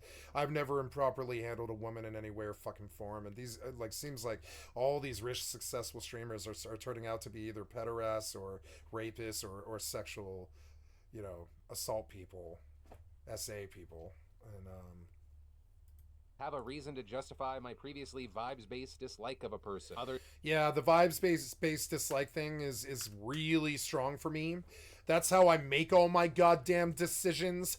People really think that their shit doesn't stink, but you can literally fucking read their aura sometimes just through their text on their DMs or their fucking chat and shit. You can literally read their aura. Some people fucking wear their aura on their sleeve. Sure, they might be saying negative things, but it's not even that. It's like literally their fucking countenance. It comes oozing through the cables. You can read it, you know. And I trust in my you know, I have not been wrong yet. I mean, the streamers that the creators that I disliked ended up having drama. A bunch of them. It's kind of funny. Them at all, and saying after the false allegations I'm Alex pushed against Slazo, I pretty much knew he was a terrible person. The fact that content creators like Memulus, among others, I think one of the problems with all of this is they're all tuned in to some false reality on some social media thing like fucking Twitter, and I think it's blinded them. They're totally blind to how stupid it looks from the outside. If you're not a social media person, this hashtag shit about these statements of some dude with a shock face and some other shit, and I'm sorry, the whole thing stinks of idiot. Like, I'm sorry, I'm being too negative. The whole thing stinks to me. That's all I have to say. The whole thing stinks like shit to me. It looks like shit. It sounds like shit. It's negative. I mean, I play my part in it sometimes. I pretty much knew he was a terrible person. I almost never say things like this. I never say weird things like this on the internet. I don't say I pretty much knew he was a terrible person. Now, if I'm going to make an attack on somebody, I'd be like, here and there, this and this and this and this are why this person sucks dick. Don't support them. I'll just fucking say it, and I'll list the fucking reasons why. Otherwise, I don't make personal attacks in public. And finally, you had people talking about the I do make attacks every once in a while when I think something's really funny or something, you know. Like, I really thought yesterday, what did I do yesterday? It was the Bass Pro Shop Pyramid. I really lit into the Bass Pro Shop Pyramid. I was particularly mean. You could call that an attack on a bunch of people, I would say. It's not positive. It's negative. So, yeah, I make my attacks from time to time, but I don't go after people directly. I go after anybody who attacks me pretty directly. People who say, why did you stay? Why didn't you just leave? I really don't like that why didn't you just leave thing, because it's a relationship. You all know how that is. Relationships are never easy. They take forever to end. Once you make a commitment to be with somebody, it's a tangle. Now, that it might end in a couple of days if that person just wasn't going to be it for you or whatever. But if you guys actually have chemistry, relationships are complicated. That whole why did you stay? Why didn't you just leave thing is disgusting. You ever actually been in a real fucking relationship? In an abusive relationship. I've been in an abusive relationship with a girl who was violent. I've been in 2 abusive relationships with girls who were violent. One, I had to call the cops on her. I hate saying this story, but it is true. I had to call the cops on my ex-girlfriend the night I caught her cheating on me because she was wailing on me as I broke up with her. She was like, punish me, make me feel bad about this. Like, I feel horrible for doing this to you. You should hate me, hurt me, do something to me. And I was like, no. I'm not your fucking father. I'm not going to hurt you. She started punching me on the fucking arm. She was so angry. She was like wailing on me. And I was like, cease and desist, or I'm going to call 911. I'm not going to touch you. I'm not going to hurt you. Stop fucking hitting me. you know, and she wouldn't stop fucking hitting me. She was like, fucking like, do something, say something about this. You're just like you're like non-verbally leaving the relationship. Say something about it. She thought I was gonna fucking fight it out with her and get back with her or something like that. I said, no, you done betrayed my trust. You fucked some dude in my bed and you're gone forever. Goodbye. I love you. Goodbye. You know? Only time it ever happened to me, I never let it happen again. I not let it, but I mean, I just told them up front. Every girl I've ever been with after that, I told them up front, if you ever even like remotely act unfaithful, I'll just drop you like yesterday's fucking bad drug. You know, I don't say this, but I say like, treat me well and I'll treat you well. You treat me bad, I'll leave. You know, and I'll just say that up front when I get with somebody. I'm like, I don't do cheating. I tell them right up. I tell them I'm a monogamous person. I don't care who you sleep with as long as you fucking tell me. The lies destroy the relationship. And I tell them up front, I don't care. I tell every girl I've ever got with since then, I say, you call me up on the phone, you break up with me if you're going to sleep with some dude. That's all. And I've told every girl I ever got with, including my last one, and you know, the most beautiful woman I ever met, the most beautiful woman on the planet, I told her this. I said, I don't care who you sleep with. You just can't lie to me about it. You got to tell me you're doing it. If you're feeling a moment of weakness, call me up and say, I break up with you. And I did this, and I kissed the girl this way too. As I got with her, I called up my current and I was like, I break up with you. And I hung up. I didn't even explain why. I just said, I break up with you. And I lived my own principle. And she kissed me afterwards. The hottest girl I ever met kissed me afterwards. She thought it was hot. And so did I. I thought it was like a good play. I was like, yeah, I'm not cheating on this girl. She was like, I want to kiss you. And I was like, really? And she was like, yeah. And I was like, okay, well, I called up and I was like, well, you know how badly I want that, right? And I called up on the fucking phone and I was like, I break up with you, beep. And I've been with that girl for 11 months and I just called her up on the fucking phone. I hate saying it like this, but it is the truth. But I mean, all's fair in love and war like this. I knew I wasn't going to be with her forever. I knew she wasn't my Disney princess. I knew I wasn't going to marry her. I knew I wasn't using her.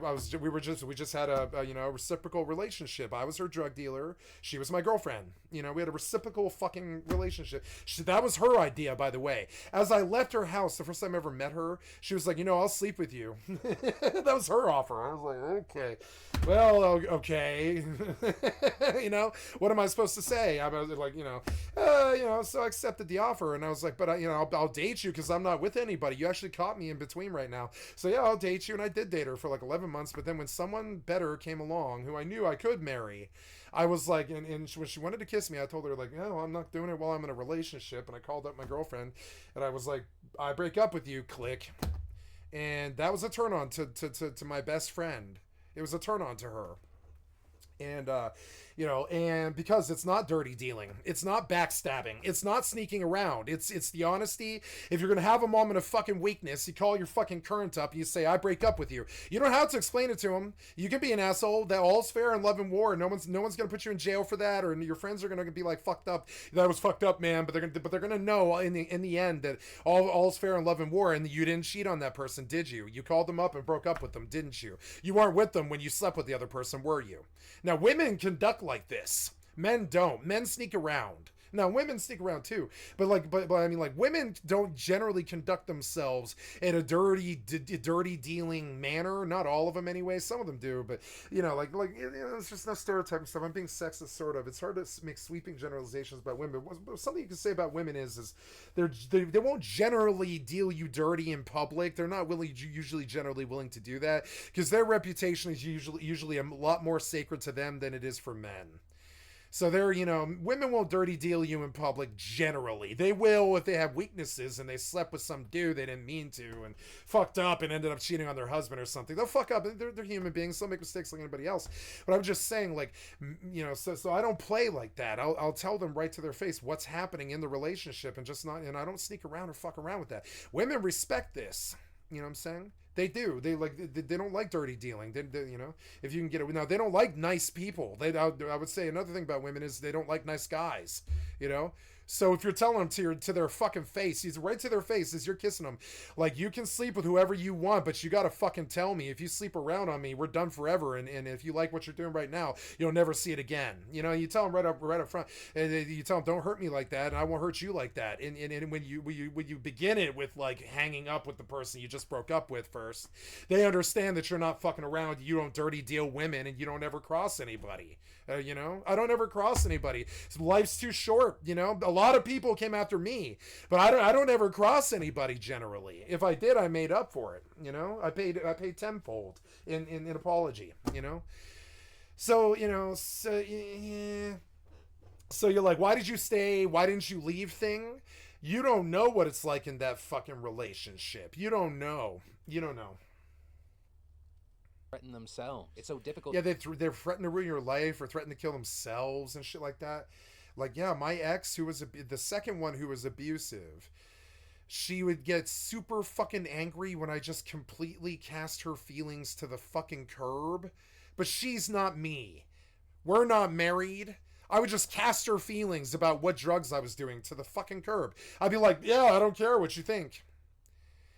And she would get so angry, she would start trying to wail on me and shit like this.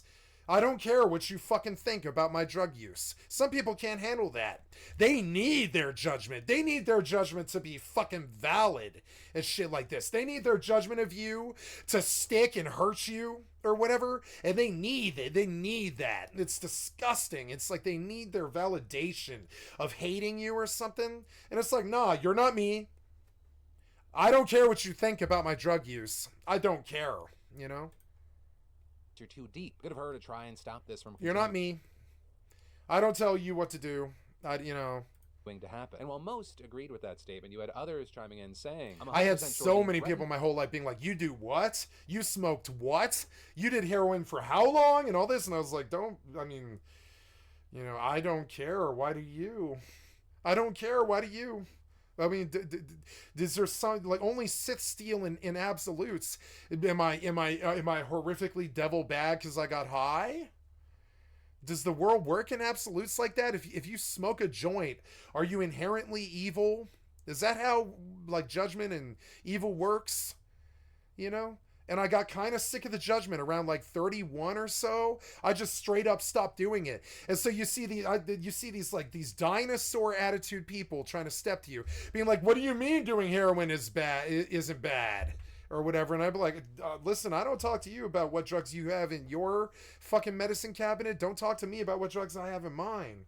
Or whatever. It's not your fucking business. I don't care what you think about drugs. I don't care what your judgment is. These things are immaterial to me. It's kind of like a bear shat in the woods in a forest 165 miles away, and you're asking me to care about that, and I'm like, no, I don't care what you think about that. I don't see how it has any sway in the community. I don't see why your judgment should have any power. I don't, or any of this other stuff, or why it should be taboo. I don't accept your pariah, cast the head cornerstone out, rejection, pariah cat bullshit. And I was gonna write a book about it. I mean, I did write a book about it called Pariah Cat. Now, I can't publish because it lets the world know how fucked up they've been, And I don't want them hating me, being hurt should be more. Your judgment has been sick. You have corrupted the world with it. Than enough reason to leave any bad situation. Like, what more do you need than that? Your judgment is not needed. What more do you not need than this? What more do you not need than this? I don't need your judgment. I don't think they need your judgment. Your judgment, you should keep it to your fucking self. Opinions are like fucking assholes. We don't shove them in your fucking face all the time so you can smell them. Why do you do that with opinions? We don't shove assholes in somebody unless we want to or asked to, kind of thing. We don't shove our assholes in someone's fucking face all the time so they can smell the fecal matter that rings your butthole. Why do you do it with opinions? They're both unpleasant usually. So that, calling them a victim blamer and saying it's not simply leave, boo-hoo, it takes serious planning and support. Try leave. What the fuck do you care about some mind? I mean, no. I care that he's a sexual assault person. Don't get me wrong. I'm not trying to be ableist or something like that. But I'm saying, does it really matter to you?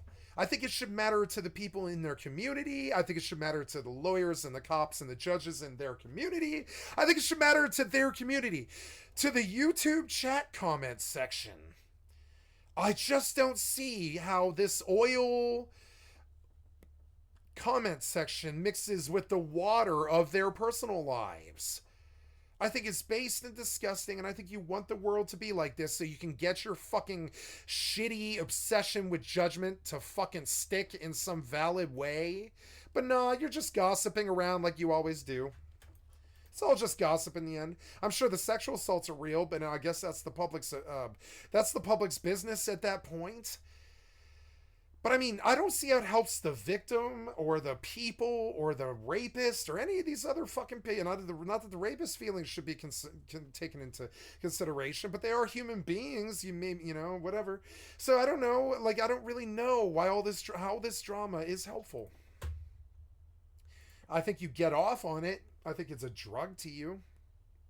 Possible. Talk on something you've done before instead of belittling something you very clearly don't understand. Yeah, very clearly don't understand. You're not in that relationship with that person. You don't know what kind of personal hells they might be going through. Often when they have like, $100 million or whatever, they're crazy. They're fucking crazy. Like, I don't know if you guys watch Seinfeld, but my favorite joke in Seinfeld is Elaine Venice talking about how crazy comedians actually are. So, she's telling her friend, she's like, no, Jerry's a comedian. They're all crazy. They're all promiscuous and crazy and nuts, and they all have drug addictions and alcoholism and all this. And I loved that joke. She was like, no, all comedians are crazy. You have to take them with a grain of salt. That's how I consider the YouTube comment section and Twitter. You have to take it with a grain of salt. They're like clown comedians. They're all crazy. They all have inherent personality flaws. Not that I care. I'm just saying that's who they are. So like, why you care about their personal lives is so far beyond me. Why do you care what the names of Kim K's children are? Why do you care? I mean, does it provide your life enrichment to understand what the names of their kids are or whatever? Or understand the ins and outs of Call Me Alex's sexual assault accusations? I mean, does that sound pleasant to you? The psyop. You don't say. I mean, it sounds funny, but it doesn't sound pleasant, Filipino American, that Reuters story was upsetting and disturbing as hell to hear. We have so much family and many family friends that were affected by anti-vax nonsense, and knowing that at least a portion of it came from the Pentagon, well, not surprising, I was still astounded by the I texted my parents with this one. Public well. I was like, yeah, the Pentagon lied to us about how we should be afraid of vaccines, but the Pentagon required the entire country to get a vaccine.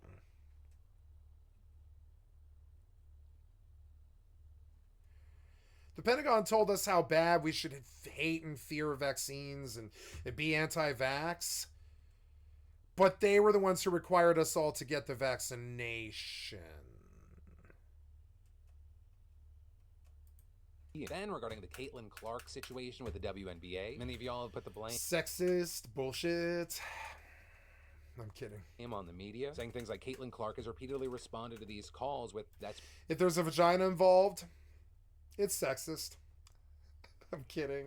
Part of the game and a desire to move on. The fact that the media refuses to do so shouldn't be put on Clark or anyone. I love acting like a woke person. I'm actually like kind of not, but well, I mean, I am, but I'm not. I don't go and profess to be. He plays with or against. Does the media go ballistic with calls like this in the NBA, or are they trying to keep attention on the WNBA? By like any means necessary. Like what's going on here? It kind of sounds like a PR campaign.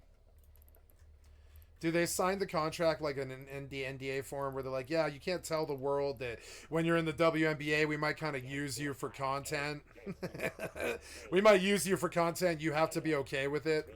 Means necessary. And Heiko8 saying, I've been a WNBA fan for years. What this feels like is that they've captured lightning in a bottle with Caitlin Clark's popularity, and media outlets are trying to stir up controversy to try and continue the WNBA's popularity, although it clearly causes more harm than good. And then, there's actually a lot more. There was a good spread of comments about all the different stories, so also if you haven't checked out yesterday's show, I highly recommend it. But I've already filled your brain with enough bad for the day, so that's where we're going to end today's show. Though do not worry, I will be back with your daily dose of brain poison tomorrow, because my name's Philip DeFranco, you've just been filled in, and I love yo faces. Yes, it was good. It was good. Is that his wife? She's beautiful. Oh no, it's just a model. This is why you can't go to Antarctica. An American China, a quiet invasion. Trump's failure and dangerous lies. Saving Silverman. Jared Fogle got what he deserved. 2000s, then you have more than likely seen or heard about this man. That's right, the Subway sandwich champion, Jared Fogle. Thank you, Filter Franco, for the extra content from my stream. I'd like to sub to your channel. Thank you, Oompaville, for the extra content from my stream. I'd like to sub to your channel. And your body's changed over the years. Yes. Sir, this committee must know, did you ingest anything that helped create this change in your physique? Yes. Aww. Go on. Usually a 6-inch turkey breast sub for lunch and a foot-long veggie delight for dinner. Jared starred in so many Subway commercials where he would repeatedly spout the benefits of Subway. My point is, only at Subway can you get a sandwich that tastes this good. And it has just 6 grams of fat. Thank you, whoever you are. You're welcome, whoever you are. He'd hold his big speed sack pants up. That guy lost so much weight, very impressive. That guy ate all the sandwiches he wanted and lost weight. He is so cool. And he did it all because he had Subway every single day. Allegedly! All this unknown guy who just He is announced he'd so been eating a lot cool. of Subways and had lost a lot of weight. And before we know it, Subway's business was completely transformed. They ended up making $8 billion or something ridiculous. You made yourself a millionaire. Do you still eat Subway sandwiches? I do. You know, I don't eat it every single day anymore, but I've learned, you know, exactly, in moderation. You know, I'll tell you, I've kept the weight off now for 15 years. I still probably average eating it 3 or 4 days a week. I don't actually know. It's not like I'm gonna get sued if I say that. I just don't buy that he had Subway every day. That shit sucks. Who could eat Subway every day? The bread isn't even legally bred in Ireland, which is crazy. I digress. Jared created a massive sandwich empire, which is so fun to say, and it's true too. The man created a mega sandwich hegemony in the world of sandwiches and food, fast food. I was 90 seconds into a 12,000-foot night jump. 12,000-foot night jump. Go time. Go time. I pulled the ripcord. Nothing happened. I pulled the backup cord. Nothing. So I thought to myself, what would Jared do?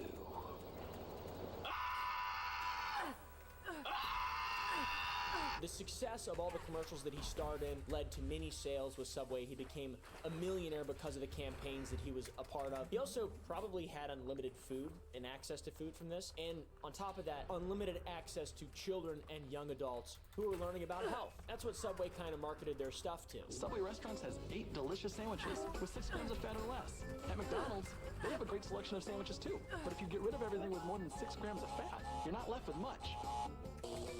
Not much at all. You know, we're hip and cool. We're like fast food, but it's hip and it's cool and it's a little healthier. Look at this guy who used to be really big, who used to be a person of size. Now he just has gigantic pants he carries everywhere with him. And how's Jared these days? He's looking better than ever. Yeah, Jared Fogle, $5 Subway footlong. Congratulations, Jared. You're an inspiration to all of us. Now, all that being said, at the height of this man's success, he was caught making some bizarrely sexual comments about middle school children, and that led to quite a few people being concerned. Yeah, especially some in the middle school. I love the middle schools, and then girls are starting to get, you know? Yeah. Because you know how much I love the, you know, I love you. Because making comments like that is concerning. Obviously. But it wasn't until his home was raided that he would finally be exposed for the monster that he is and put into jail, and that completely changed the way that America viewed him, I assume. When was the last time a celebrity visited Quahog? Jared Fogle. Who? The Subway guy, remember? He was here for a public appearance. Took a shine to Chris for some reason. Took him camping. Had these weird candies he'd only let Chris eat. How come I don't remember any of this? Yeah, too many video games, buddy. They're rotting your brains. Get your hands off me, Jared! And also the way people viewed Subway. I haven't been to Subway since. That shit ruined. So all the video games have rotted your brain. What? He was doing what? I don't want to be like that guy at all. Shit, that guy a freak. He a damn pedo. He needs to be swinging from the gallows. We're asking for students from elementary and middle school age students in the selected markets to complete to be as creative as they can to show us how they stay active and fit. We want you to either complete a poster board, or we want you to complete a 30 to 60 second video to tell us how you stay fit and be as creative as you possibly can be. Also, a little funny side note. So you may have guessed that in this video we're going to be talking about Jared Fogle. But we're also going to be talking about the story of Jared Fogle, which is a crazy story. And also, Daniel Larson makes an appearance in this video. Really? As well, which is really exciting. Oh my god.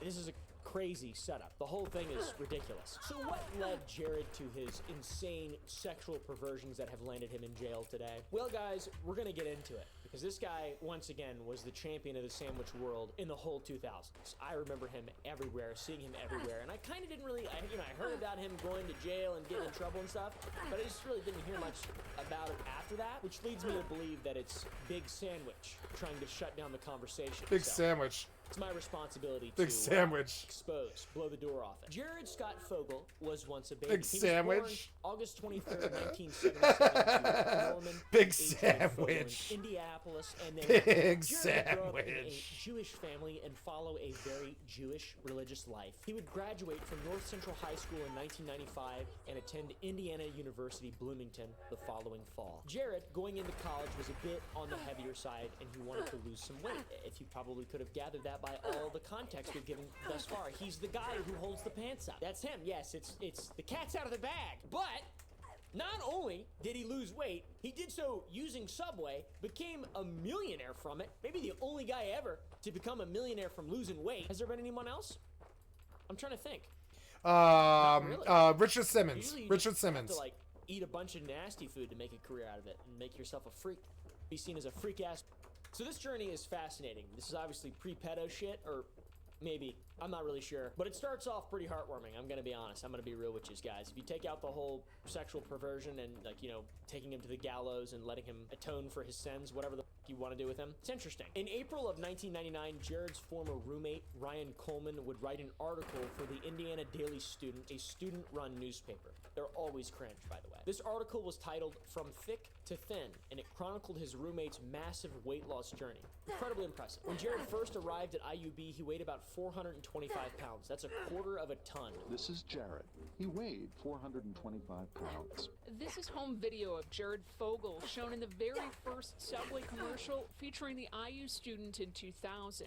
We're not saying his diet is right for you. He quickly became an inspiration and a successful pitchman for the company. He also lived near McDonald's and was overeating unhealthy food, which is, you know, it's bad. It's bad for you, obviously. And living near McDonald's doesn't just magically make you eat unhealthy food, but obviously for Jared, he fell into the super size me type rhetoric, and he was supersizing himself for a while. I want you all to comment down below and guess how you think Jared started. Ooh, bobblehead medicine. Because he's like, I've had enough of this.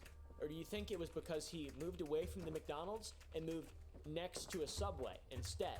So it was like purely convenience that made him lose weight. Well, if you guessed the latter of those two, you'd be correct. Because as soon as Jared moved away from the McDonald's and moved towards a Subway, he ate two sandwiches a day and lost 245 pounds. Holy, that's a lot. That's incredibly impressive. That's so difficult, man. I mean, like, huge props. Aside from the whole pedo shit, that's awesome. Furthermore, the two sandwiches that Jared claimed he would eat every day were turkey sandwiches with no mayo, cheese, and with lots of vegetables in order to lose weight, and what he was calling the Subway diet. He would also have some Mountain Dew with every sandwich, which is pretty cool. Diet Mountain Dew, which is like actual battery acid. I don't understand how anyone, for one, drinks diet soda, but also Diet Mountain Dew. Ugh. Are you sure? Do you have taste buds? Do you guys like diet soda, or do you prefer soda? I'm okay with Diet Pepsi once every 10 years. Like if you were to invite me over to Grandma's house on a Sunday to help cut her yard or something, and she invited me in, and she was like, would you like a Diet Pepsi? I'd be like, sure. I don't mind Diet Pepsi. I think it's good. I grew up on it, you know? But I wouldn't do it more than once every couple of years. Pepsi is... I mean, I don't know if you've ever, like, seen the hyperbole around how bad soda is, but soda is kind of bad. It's kind of like battery acid. It's not really too good for you. It eats through your stomach and your teeth, makes you fat, it makes you hypoglycemic and fucking, diabetes and such. So I really kind of avoid soda like the plague. I'll do juice. If you're going to be bad, do juice. Juice is bad enough. Too much sugar. No, I don't want to hear it. I'm done with the voices, actually, I think.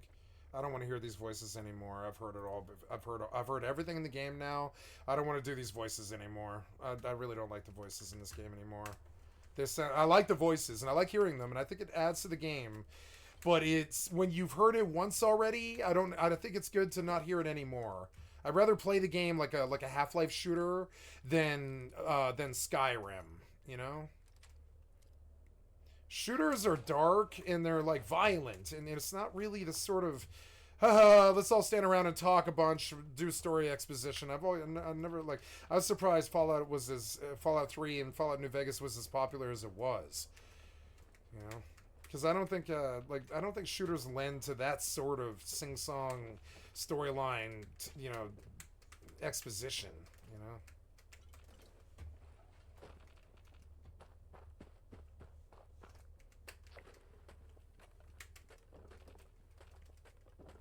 But the immersion of wandering around like a war-torn, like, weather machine experiment gone wrong, like, you know, foreshadowed by, like, you know, all this, like, cool Fallout, like, territory and stuff. I think their immersion is top. So it really shames me to turn the voices off. But they bother me, though. Somebody else died here. I don't believe that was me. That was somebody else's bag that I just picked up. The communists killed somebody else. I wonder if I can farm other people's bags here and prevent them from, like, getting in. I think if somebody hasn't specialized their spec and they come here, I think this place eats you alive. This place is no problem for me. I can solo it. But look, there's another bag. Look, I'm right. Or no, maybe that's just the bags that show up after they're dead now. I don't know. Maybe it's just bags that I missed. But this place is like the hardest monument in the game, I believe. It's if you actually let them push you, they'll kill you so quick. You have to actually headshot them quick and get them out, or they just kill you. You saw one like erase me in under a second, you know, with just a flamethrower.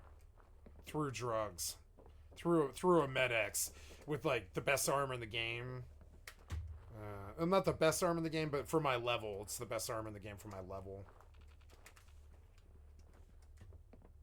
And I got melted from 100 to 0 in under a second.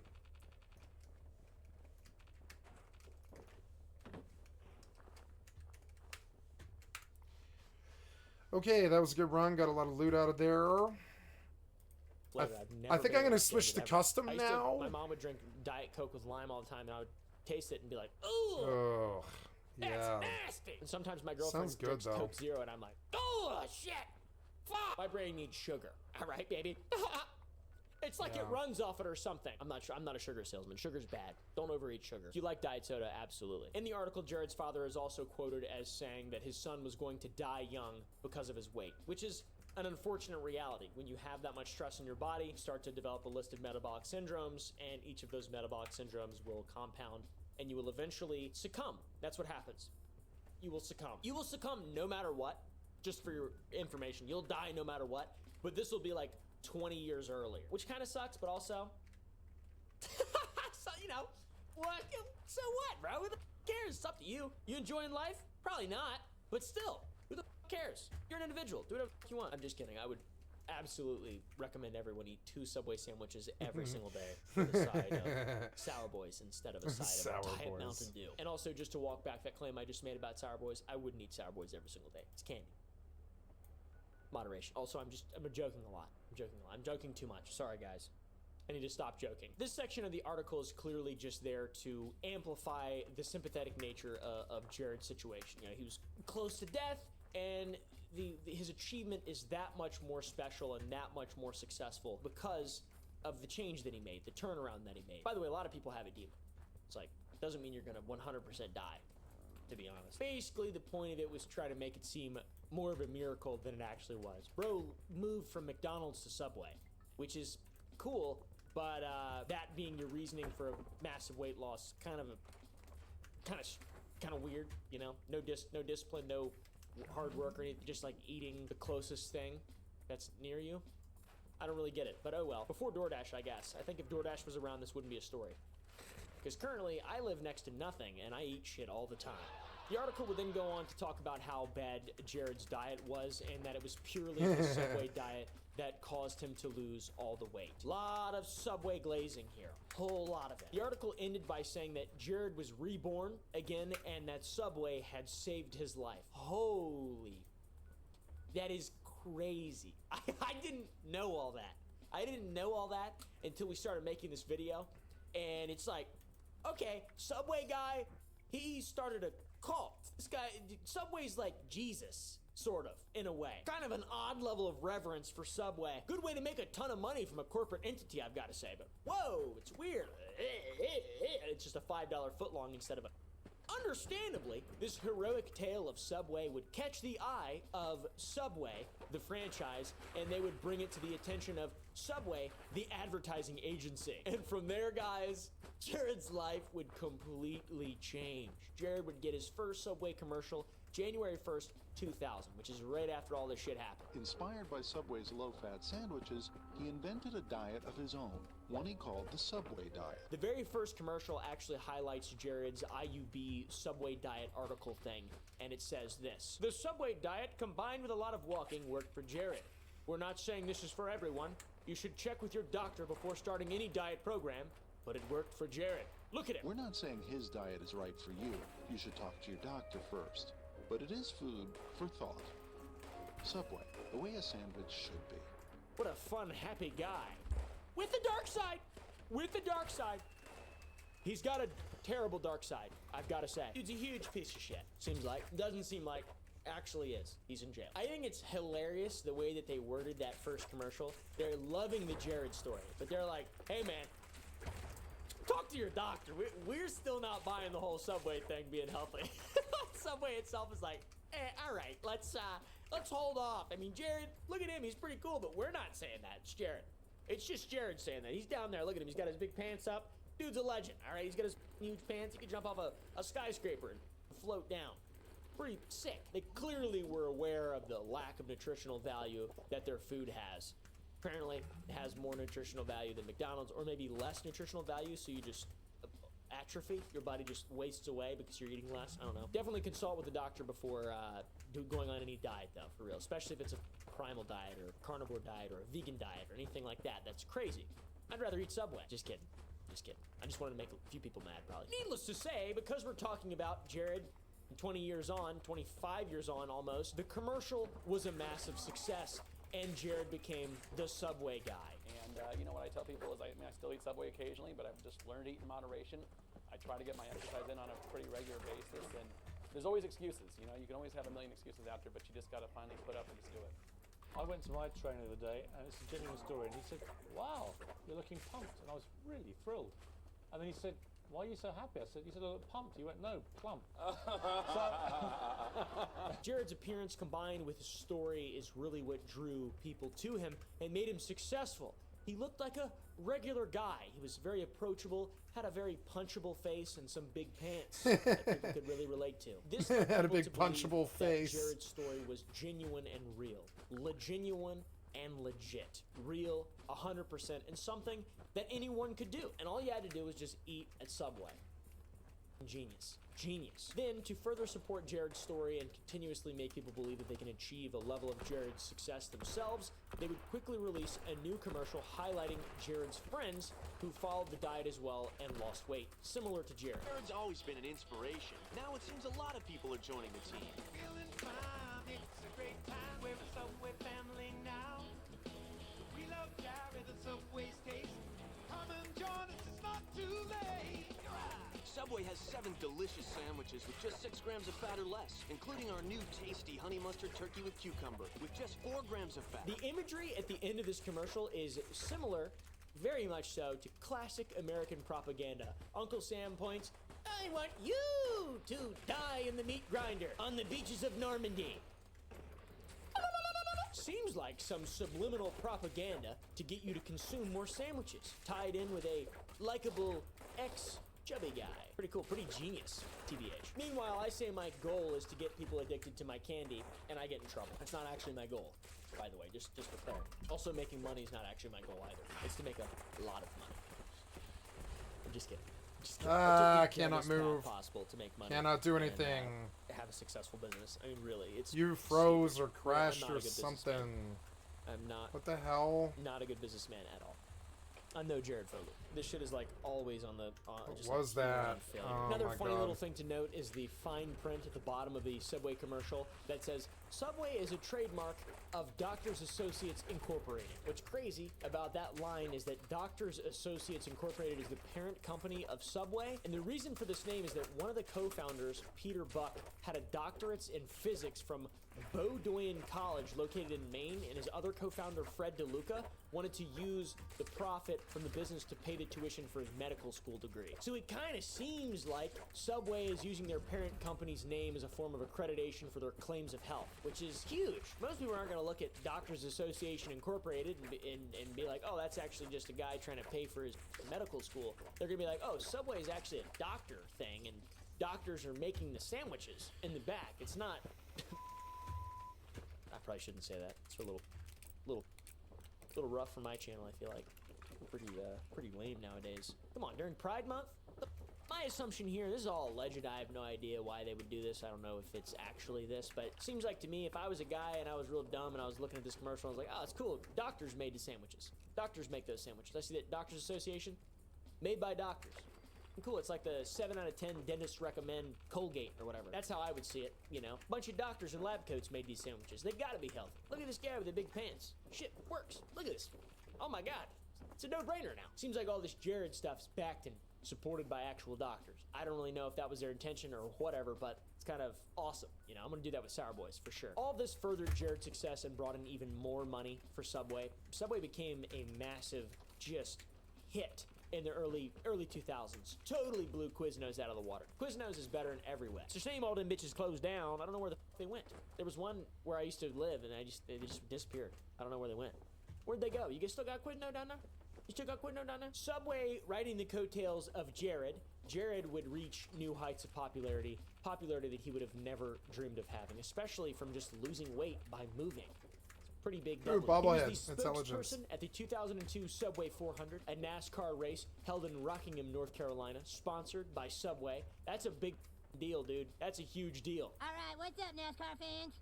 I don't know about y'all, but this President Obama is pissing me off. So I'm gonna do some dip and speak my mind. Today I'm gonna be dipping. So I'm gonna be doing some dip and speaking my mind. It's like Tom Dark. Vagisil regular strength and Vagisil regular strength. itch cream.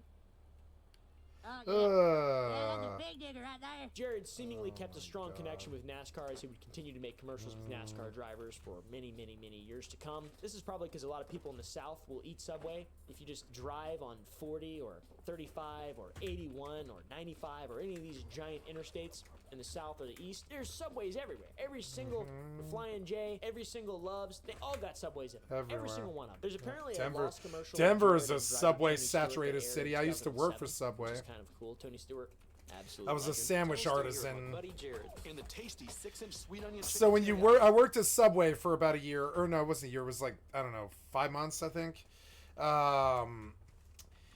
In Roxborough, Colorado, and I was a sandwich artisan, and they actually train you very specifically how to make a sandwich perfectly. And they call it being a sandwich artisan, and they're dead serious about this, and it's kind of like a cult a little bit. And if you show skill as a sandwich artisan who can do it quickly and pleasantly and talk to the customer and all this, you can go kind of far in the Subway cult.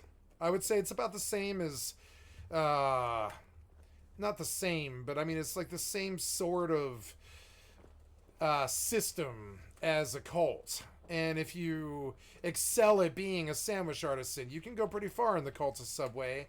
You can eventually end up owning your own branch. It happened to my friend who runs that Subway branch at the in the Roxborough, Colorado. And she ended up she went from a sandwich artisan to a fucking Subway franchise owner. just by following the cult of Subway. And she was very proud of this, and she would she would call young people as sandwich artisans, trying to bring them into the cult and all this. And if you don't believe me, then you never worked at Subway, because they're all like this, and it's kind of funny. From Subway restaurants. Become part of a new Subway Fresh Fit meal with new. Or the Subway sucks and nobody cares.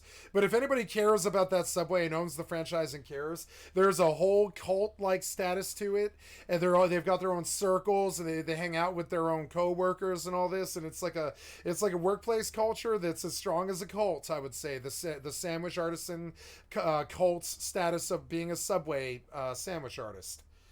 All the attractive teenagers in the town of Roxborough, Colorado, they all worked together at the Subway with me, which was weird. You know, and I was just a dude who needed a job for a few months while I lived at my friend's place. But all the attractive teenagers of the entire town all worked at that Subway, and they were all part of the Subway cult. And I remember one of the funniest things that they did is they hated the manager, because the manager owned the Subway and they didn't.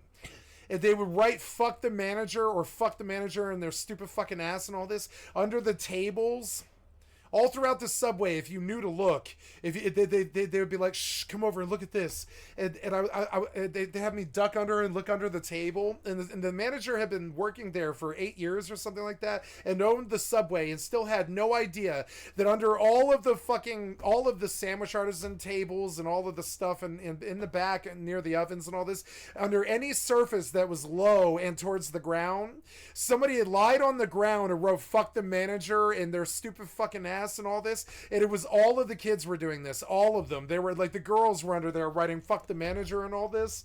And it was like this secret, it was this secret fucking thing. I liked the manager, but the kids didn't, and it was just kind of funny.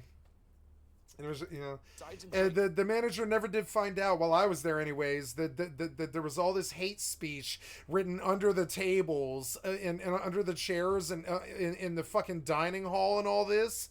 All the kids have been writing under the tables at night when they were waiting for the manager to close the cashier and stuff like that, and they're just bored and waiting. They'll get under the tables and they'll be like, "Fuck the manager" and their stupid fucking ass, and he fucked with me today on a sandwich, and I really want to shit in a sandwich and feed it to them and shit like this. I remember reading shit like that. Subway, it's a thing. It's a culture. It's weird, but it is. Pick one up today. Subway. I also worked at another culture that was extremely strong, which was Einstein Bagels. And I worked at 3 different Einstein Bagels, and I stayed in the Einstein Bagels culture for about 2.5 years, when I was like 15 till I was like 17. And and I was an Einstein Bagels person, and I only ate Einstein Bagels three meals a day, because you got 1 free bagel meal a day if you worked there. It didn't even matter if you were on shift. You got 1 free bagel meal a day. So we were all eating a free meal there, the entire staff, right? And then you could get half off any other meal. So for like $2.75 back then, because it was only like $5.90 for a bagel, like a bagel, a drink, and a bag of, you know, Cape Cod chips or whatever.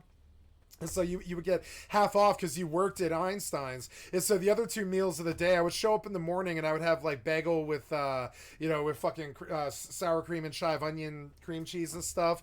And then I would come back for lunch and I would get my big meal that I get for free every day. And then I would work my shift from 2 p.m. until 7 or something like that. And I would take home like a bagel pizza for dinner.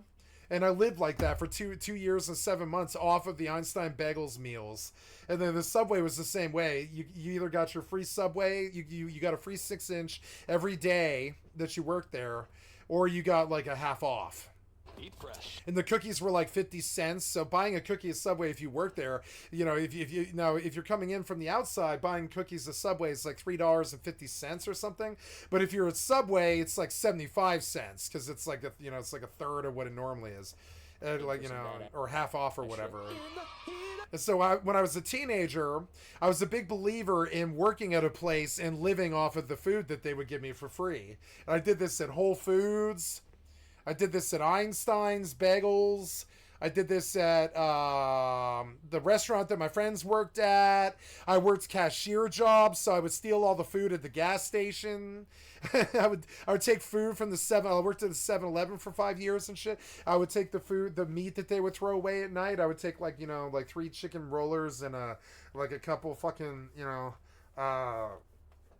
like a couple taquitos and shit like that, and that would be my meal for that day. That's how I ended up getting fat, is I worked at cashiers. I worked cashier jobs, and I would eat crappy 7-Eleven food for 3 meals a day. And so yeah, and I for one am very aware of the corporate inspired but kind of lower class inspired retail sandwich artisan cult. There is a sandwich artisan cult at at Subway. There's a McDonald's cult. One of my best friends, KT, he worked at McDonald's for like 5 years when he was a teenager, and he was like, I think he met his wife there. I'm fairly sure he did. I think he met his wife there. I think he told me he ended up marrying this girl that he met when he was working at McDonald's when he was like 23, and like, yeah, and it's kind of funny. These places, they end up being kind of cult status because they feed you 3 meals a day. They get you like socially hooked up, and you're usually getting stoned with the other sandwich artisans in the back before you start your shift and shit like this. You're getting stoned with the manager, and it's a kind of inclusive, and you cover each other's shifts and stuff. And it's like you're kind of in high school with these people, even though you're not. And they back your shifts, and maybe you got a bad Saturday, so you ask them to cover you or that kind of thing. And it's a great little culture. I used to love workplace culture in the lower class because it's a really strong culture. They back you, and it's fun to be there. And I love doing it. And and I would say that it's sort of like being in a cult. You get 3 meals a day if you want. If you want cheap meals, anyways, you eat 2 of your cheap meals there at half off, and then you get a free meal there every day if you work a shift. You're getting all your money from there. You're getting all your social interaction from people at work because you're working 40 hours a week or more. You're there 10 hours a day, so it's kind of like you live there. And I would say a lot of like sandwich jobs like that, they can be kind of cultish. They can be very tight, very cliquish. Also be spotted. I knew a girl who I was in love with. I was so in love with her. I still remember her. I still would fuck the shit out of her and marry her. Oh my fucking God. I was so in love with this girl, Nicole.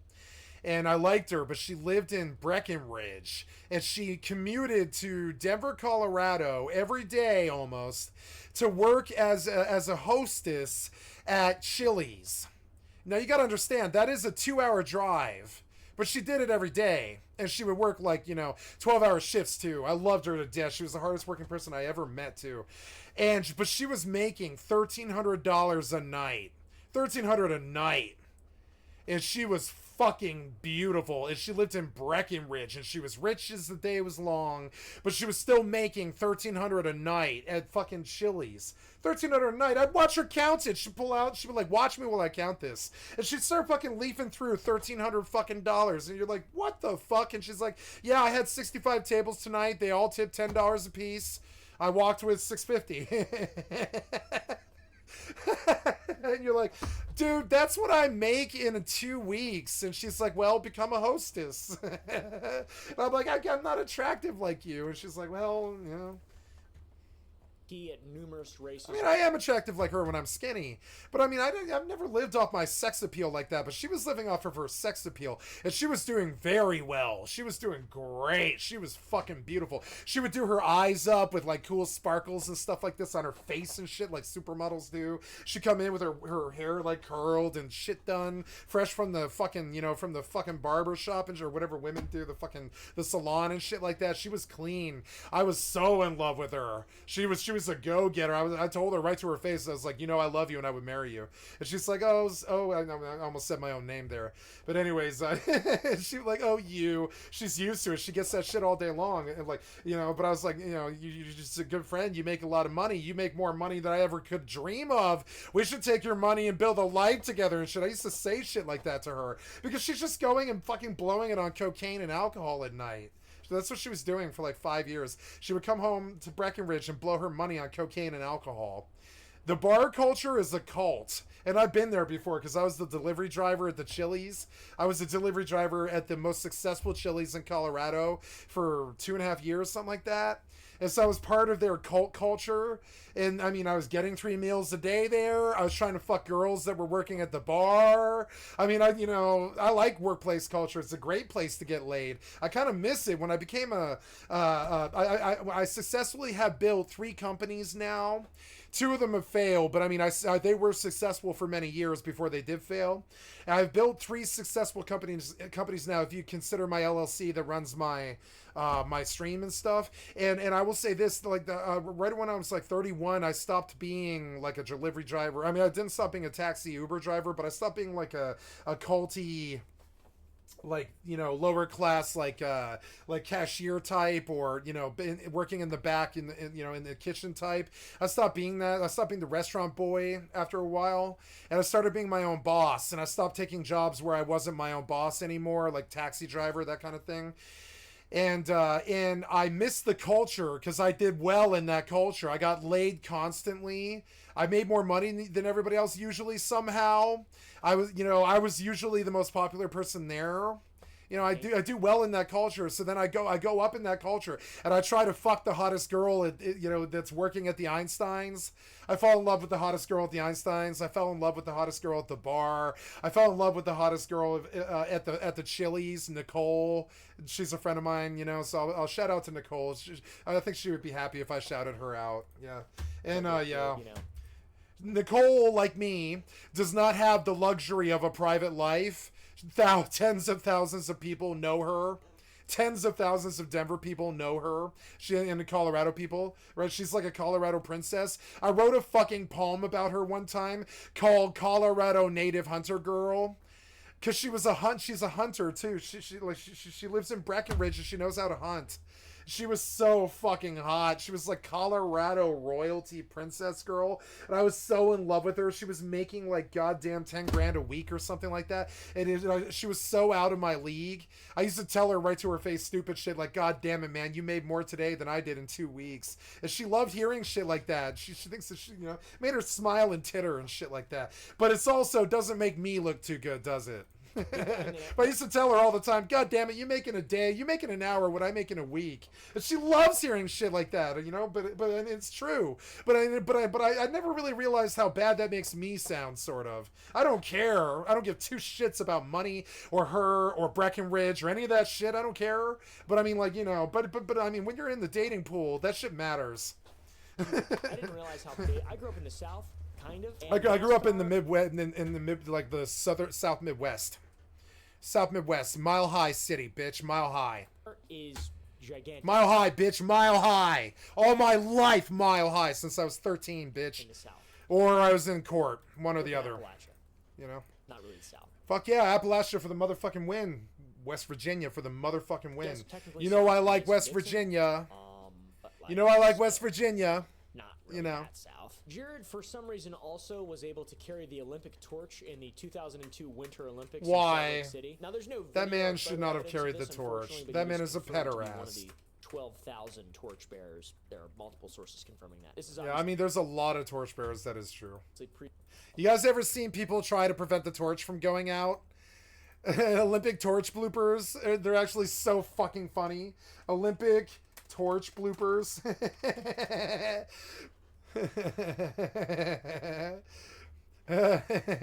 Oh, you can't let the torch go out. You just can't do that. It's all the world's hopes.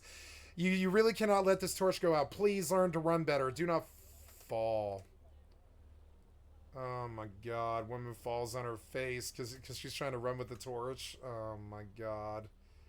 Yeah, the dark side of Into the Wild that nobody told you about, right? I hate Daniel fucking Radless or whatever his fucking name is. Christopher McCandless, right?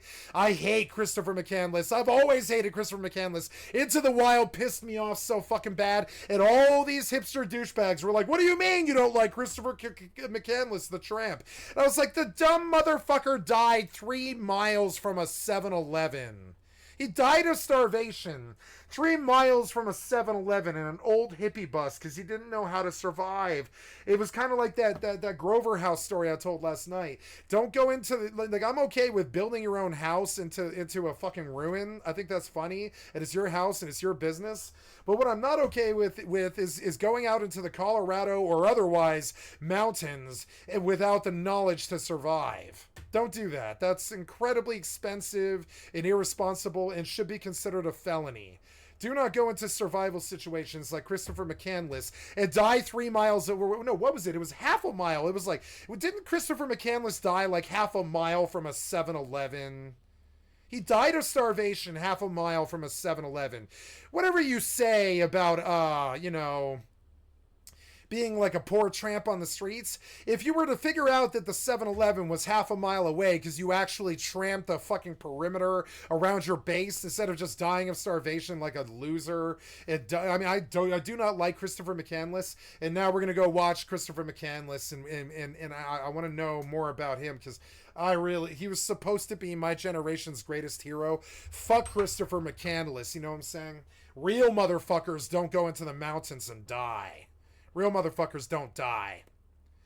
Real gangsta-ass motherfuckers don't die. You know what I'm saying? I'm not going to respect somebody who died half a mile from a 7-Eleven of starvation. I think you guys were idiots to back this guy. Fuck Christopher McCandless. Is a death trap. It's the very river that blocked Christopher McCandless from Into the Wild from returning to civilization, which ultimately led to his slow and painful death. That occurred in 1992, and then just about 18 years later, this very same river struck again. A young European couple, intrigued by Into the Wild, I knew it. I knew that his example was gonna do nothing but kill other people. Fuck Christopher McCandless. Fuck Christopher McCandless. I used to say it to my friends who were like genuinely worshipped him. My best friend fucking genuinely worshipped him and gave me the book Into the Wild and was like, you have to read this. It's genuinely fucking changed my life and all this. I'm a tramp now. I have to go out and see the world and all this. And yeah, Into the Wild was well written and all this. It was fine. It was a great book. But Christopher McCandless himself was a fucking irresponsible fucking cocksucking asshole who it doesn't surprise me at all to find out he got other people killed with his idiocy. He was an idiot. And I used to say this and get yelled at in parties. I used to be like, fuck Christopher McCandless at the hipster douchebag parties that I used to go to. I used to be like, fuck Christopher McCandless. The motherfucker died. Real motherfuckers don't die. You're like pretty hot to support this guy who fucking scrubbed out and died. Do we back losers often? Or, I mean, he lost. He died. He died of starvation half a mile from a 7-Eleven. That's a loser to me. Why are we venerating this person? You know? Effort to reach the famous bus where Christopher McCandless met his ultimate fate. Bus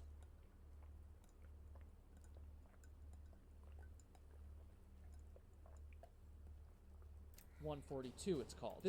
How did you starve out here? Did you just like not make a fucking bird trap or a fucking, you know, like did you think about making a bow and arrow set and maybe shooting a bird or something? You should probably try and hunt if you're starving to death. But Into the Wild was depressing. He starts to eat these like mushrooms and red berries and shit that he finds in the bushes, like some kind of survival scrub who's never done it before. And this was supposed to be like harrowing or something like that he was self-poisoning himself, like Hatchet or you know, like, okay, there was another book that I liked a lot more called Hatchet that I thought was super fucking good. But like, I thought Hatchet was what all the hipster douchebags should have venerated. Not you know, who is that? That's Paulson, right? Hatchet by something Paulson, right? Hatchet by something Paulson, Gary Paulson, right? Hatchet was a really good young adult wilderness survival story. And it was fucking super fucking good. And it came in a series of 5 and it was really fucking good. I think Hatchet should have been venerated by these hipster douchebags. But instead, the internet convinced them that Christopher McCandless was cool. Like, Reddit convinced them that Reddit convinced my best friend that Christopher McCandless was cool. He was very famous in the internet scenes. Which kind of makes sense for internet people. They're obsessed with people who burn out and fade away. Christopher McCandless fucking starved to death half a mile from 7-Eleven. I keep saying it, but I mean, like, that, like, real motherfuckers don't die of starvation half a mile from 7-Eleven. Not people who brag about their survival skills, you know? Couple had A real motherfucker, a real tramp isn't gonna die of starvation half a mile from 7-Eleven.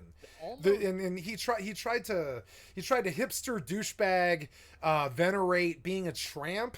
And I'm sorry, but being a fucking hobo is not a good life. It is. It's not a fun life. It's not something to look up to. He was like, I'm a tramp. I ride trains around the country, and I don't work, and I don't pay taxes, and I just live as a homeless person. And my whole generation went nuts for that stupid shit. And because he was supposedly like Sigma, and he was on his own grind set, and he wasn't like doing what everybody else wanted him to do. He had a successful family, who, you know, successful education. He could have just, you know, done his job or whatever and been fine. But he like leaves home at the age of 18, and he just, you know, just goes out into the wilderness without any education or any kind of knowledge or anything at all. And throughout the whole experience, he basically just suffers until he dies of starvation half a mile from 7-Eleven. And this was the conclusion that I came to when I read the book.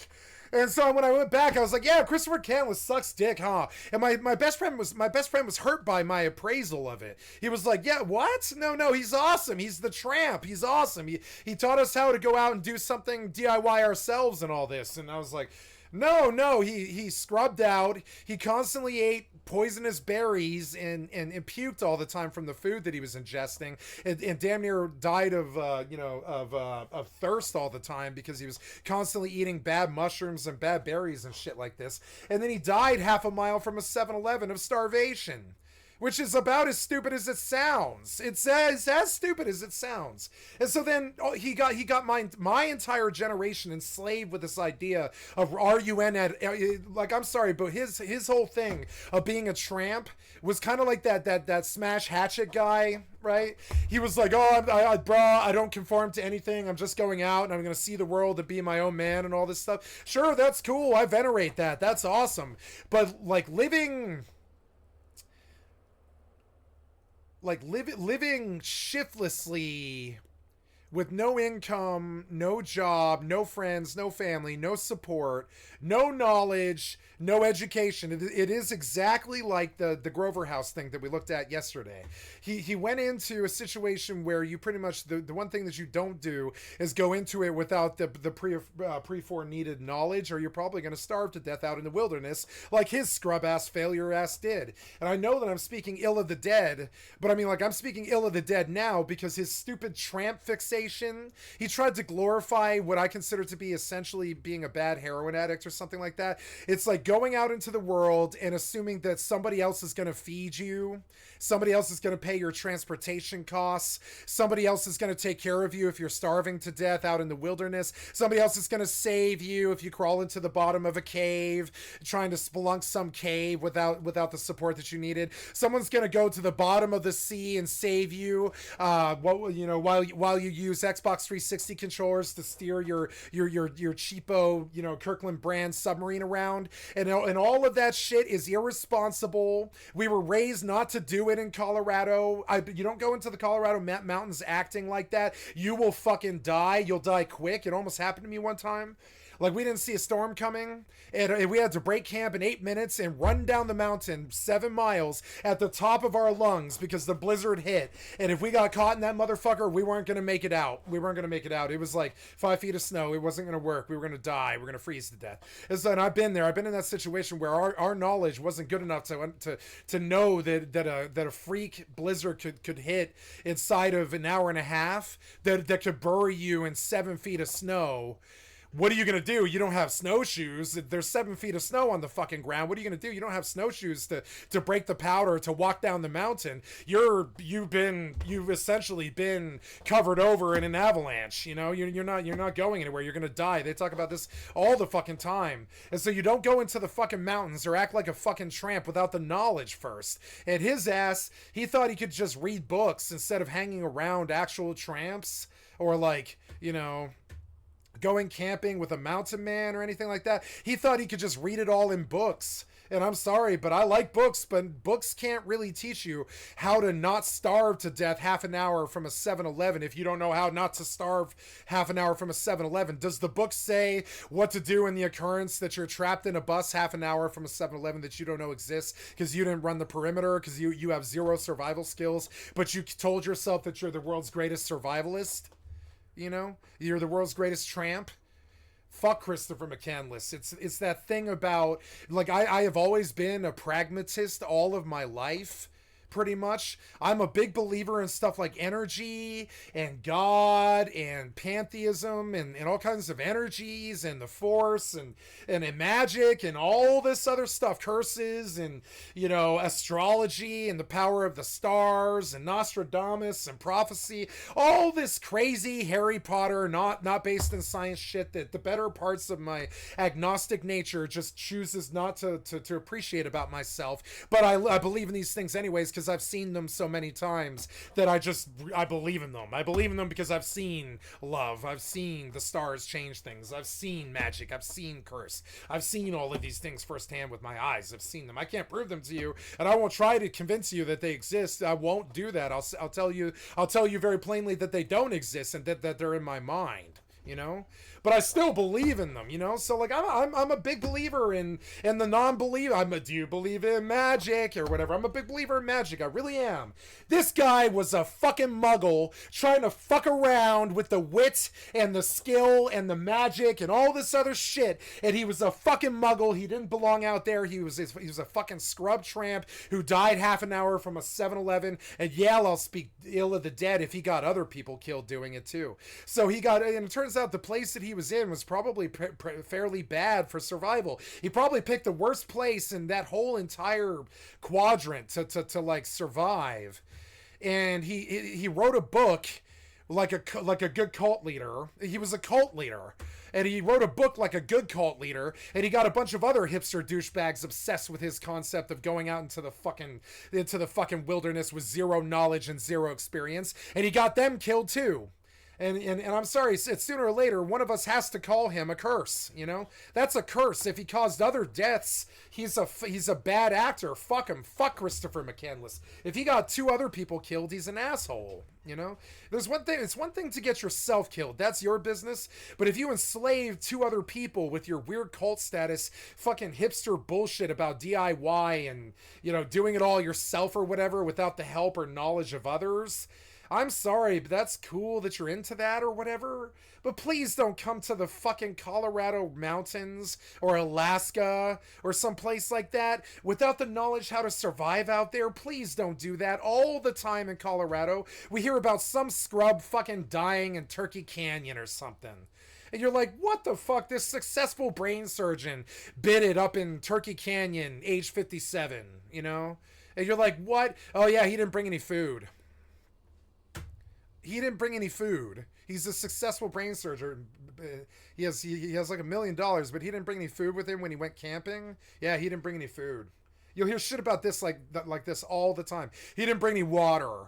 He didn't know it was gonna freeze. He didn't know it was gonna be hot or whatever. You know, it's he didn't know there was gonna be a fire. You have to be ready for all of those fucking things or don't come to the mountains. Right? And I will not speak well of this man. I don't care if my best friend likes him or not. This guy was a fucking asshole who caused some deaths. He's a bad actor. Fuck him. I don't care if his book's good. 2. There was only one thing left standing in their way, which was... He pissed me off all my life. I was like, this is the... And on top of it, I did the tramp thing. I went out into the fucking wilderness, except to me, the wilderness was the West Side Denver streets, you know? But I went out into the city streets with no knowledge, no money, no clothes, nothing, right? I did what he did in the concrete jungle. I was never ballsy enough to be that much of an asshole to go out. Well, I was, but I mean, I had the knowledge at that point. I had a tent. I had lived in the mountains for 3 weeks. I had shot at, you know, animals with rifles and shit like that. I had built camp and broke down camp many, many times. I had lived on the bike trail in the city as a camper for weeks and months on end and survived just fine. That was when I felt confident enough to go into the mountains for 3 days to get away from all the junkies that were around me, you know? And that was the confident, you know, that was the confident. It took me fucking 4 years to feel confident enough to go out into the mountains and stay there overnight. This guy did it day one, and he did die because he sucks. And he got other people killed because they suck. And they got brainwashed by his weird cult leader fucking bullshit book. And raging. Survival is not this thing that you can just haul off and go plunge into like some kind of, like, you know, just some deep dive into the pool. It's not. You have to get wood, you have to get fire, you have to get food, you have to get shelter, you have to get water, you got to get first aid, like some form of weapon, because something they'll never tell Christopher McCandless scrub tramp ass is, yeah, some of the worst robberies when you're out alone somewhere in the woods. The worst robberies that you'll ever experience are when you're out alone in the woods like the tramp.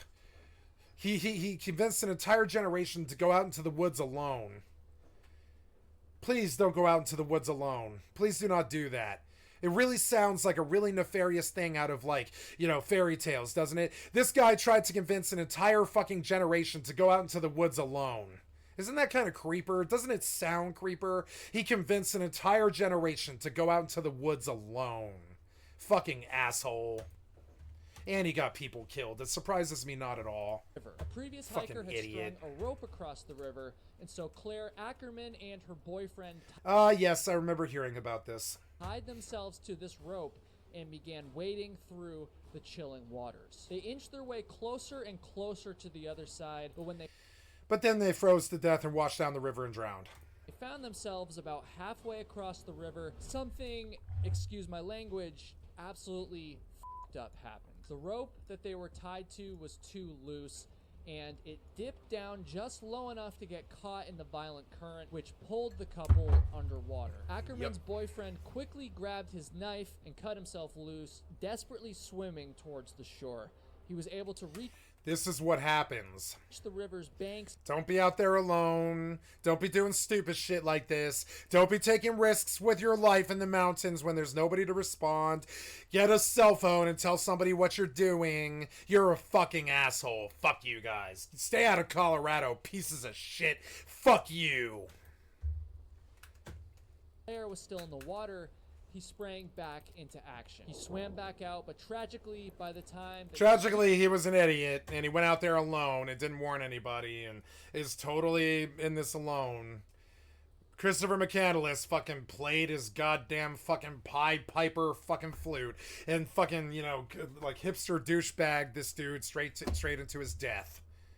I wish I wasn't being so mean about it, but that's exactly what the fuck happened. Make better decisions with your fucking life. I'm sorry, but please. She had already drowned, and it was too late. The death of Claire Ackerman is scary, and it's sad, and... This was like half a mile from Christopher McCandless or something. Oh my god. Unfortunately, it's not... This place is, so, when I look at this place, I don't think I'm going to survive here and do well.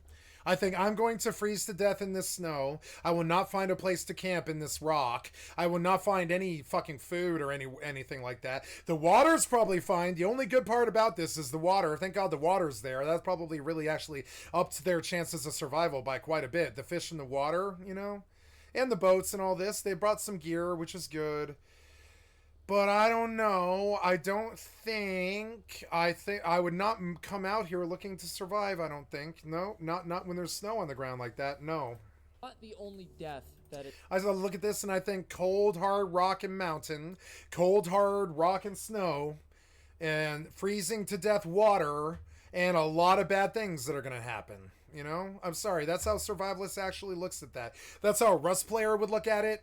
I mean, these idiots were just Pied Piper by Christopher McCandless. It's good that he's dead, I guess. You know, what if he had stayed alive? He would have infected these people with idiocy, like some kind of fucking human fucking idiot flu, you know? In relation to the fucking cult leaders.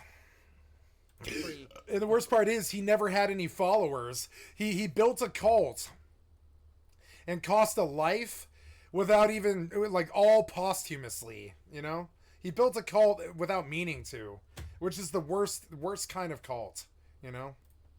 McCandless. From the dangerous river current The cult of Christopher McCandless. My best friend was one of them. I swear to God, it made him into such a more reckless person. He was like climbing trees and like, you know, riding 150 miles per hour on his sport bike. And, you know, Christopher McCandless infected my best friend's brain. I swear to God. And like, I don't care that he likes Christopher McCandless or whatever. I just think that it was a bad influence.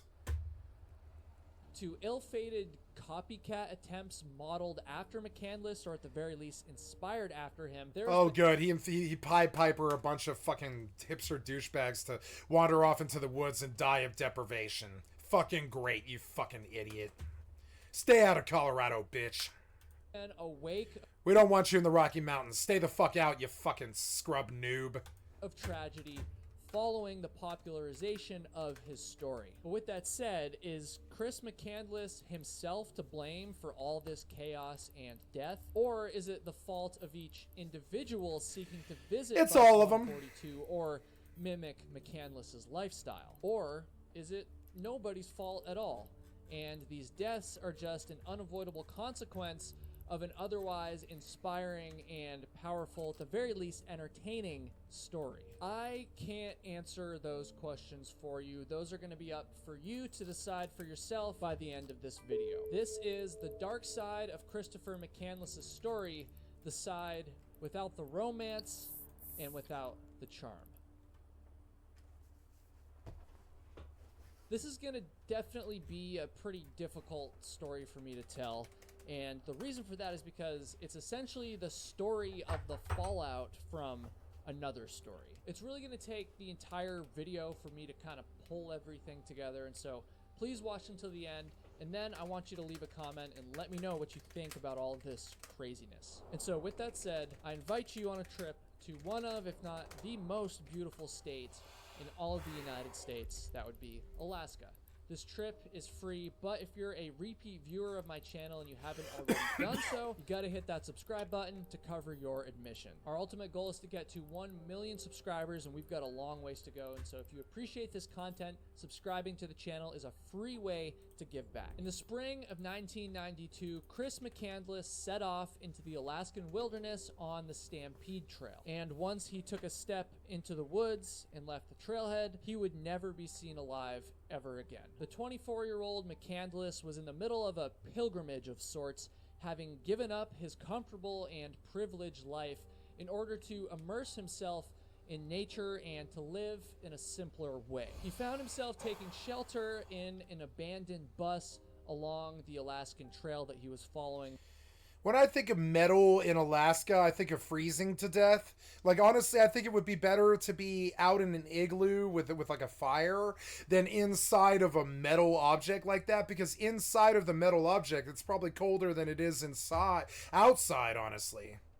You know? There's no insulation in this thing. So this thing is like, it's like a freezer. It's like he put himself up in a fucking freezer in the middle of Alaska. He's such a fucking idiot. I mean, that fire is too close to the bus. All that smoke is just going to go in the windows and choke him out all day. You can tell that he has zero experience and he shouldn't have been doing this. You know, I would have done this fire a lot further than that. Because yeah, look, like right now in this picture, you can see the smoke going into the bus, probably causing him a lot of asphyxiation problems and all this. Probably at night, he was like inhaling smoke half the time. He's goddamn stupid. Same year, he decided that he... I mean, you have to in Alaska. You're probably gonna freeze. ...wanted to return to civilization, and so McCandless. And also, if you're gonna do this kind of shit, go to like Appalachia in the summer. Don't go to fucking Alaska in the winter for the first time that you ever try to be like a survival dude, please. Don't go to Alaska in the winter. Please don't start with Alaska in the winter. That's like you know, like in video game terms, that would be like you picked up, you know, you never played video games before. So the first game that you ever play is Bloodborne, you know? Or no, what's a really hard, genuinely hard game, you know? Like the first game you ever play is, you know, Dark Souls, right? that's cool. You're probably going to be a really good video game player if Dark Souls is the first game that you ever play. That's cool, right? I respect it. Sure, start with one of the harder ones, right? I get the reasoning, but I mean, you don't go into the Alaska winter with zero knowledge. Who the fuck does that? How did he justify it to himself? To make his way back out. Hindsight is 2020, but I mean, there's no way. Like, if you were to ask me, like, hey, you want to go up to Alaska and camp there in the winter? No. I almost died doing that in Colorado. I can't even imagine what Alaska would be like. No. And I grew up in the mountains, and I've camped like 100 times and spent weeks up in the mountains and all this shit. I actually am like a mountain person. I have the knowledge. I lived on the streets, and and I broke camp every day for like 4 years and shit. I actually have lived this tramp lifestyle, but not in the Alaska wilderness in the winter. What the fuck possessed you to do that? That's like going to Dark Souls and then putting a blindfold on. That level of difficulty it's like putting a blindfold on. It's like playing Dark Souls for the first time and you've never played a video game before. You don't even know what inversion is on the sticks or anything like that. You don't even know what it is, right? And so you choose Dark Souls for your first game, and then you willingly put on a blindfold of not knowing how to survive in the Alaska winter. That's like literally putting on a blindfold when you're playing Dark Souls for the first time. It's like it's an apt metaphor. You're not going to survive. But when he reached in the Dark Souls or the fucking Alaska wilderness, you're not going to survive with that level of experience. You're not going to live. So why did you need your reality to be Dark Souls with a blindfold? I'm scared of Alaska, and I've lived in the Colorado Rocky Mountains, I'm scared of Alaska. I'm scared of it. There's so much of it that I don't know, animals that I don't know. I mean, I'm scared of it, and that guy was like, let's go to the hardest, most harsh place on the planet, basically, and try to make it with zero help. And I'm sorry, I that's not clever like a fox or the balls of a bull or something. This is stupidity. It's goddamn stupidity, recklessness, and ignorance all mixed. Of the Teklanika River, he found it was far too swollen to cross safely. This left him essentially trapped, and he had no. It's kind of like, what I think of it like. It's like, okay, you're on Rust and it's your first day in Rust. And you realize that the voice comms work, and you're door camping some clan with like an Aoka, and you're yelling at them through the voice chat that you're going to kick their whole clan's ass because you watched some video of, of Stevie doing that, right? You watch some video of Stevie doing that. He's yelling at this 8-man clan while he door camps them with an Aoka, right? And you think that's how Rust is. I think Rust and Survival are kind of the same sort of deal. Rust will make a man out of you, or a woman out of you, definitely, I think. It teaches you that you can't do things that you're not prepared to do. Like, for instance, you can't cap a guy if you don't have a gun, Maybe in other realities like Fortnite,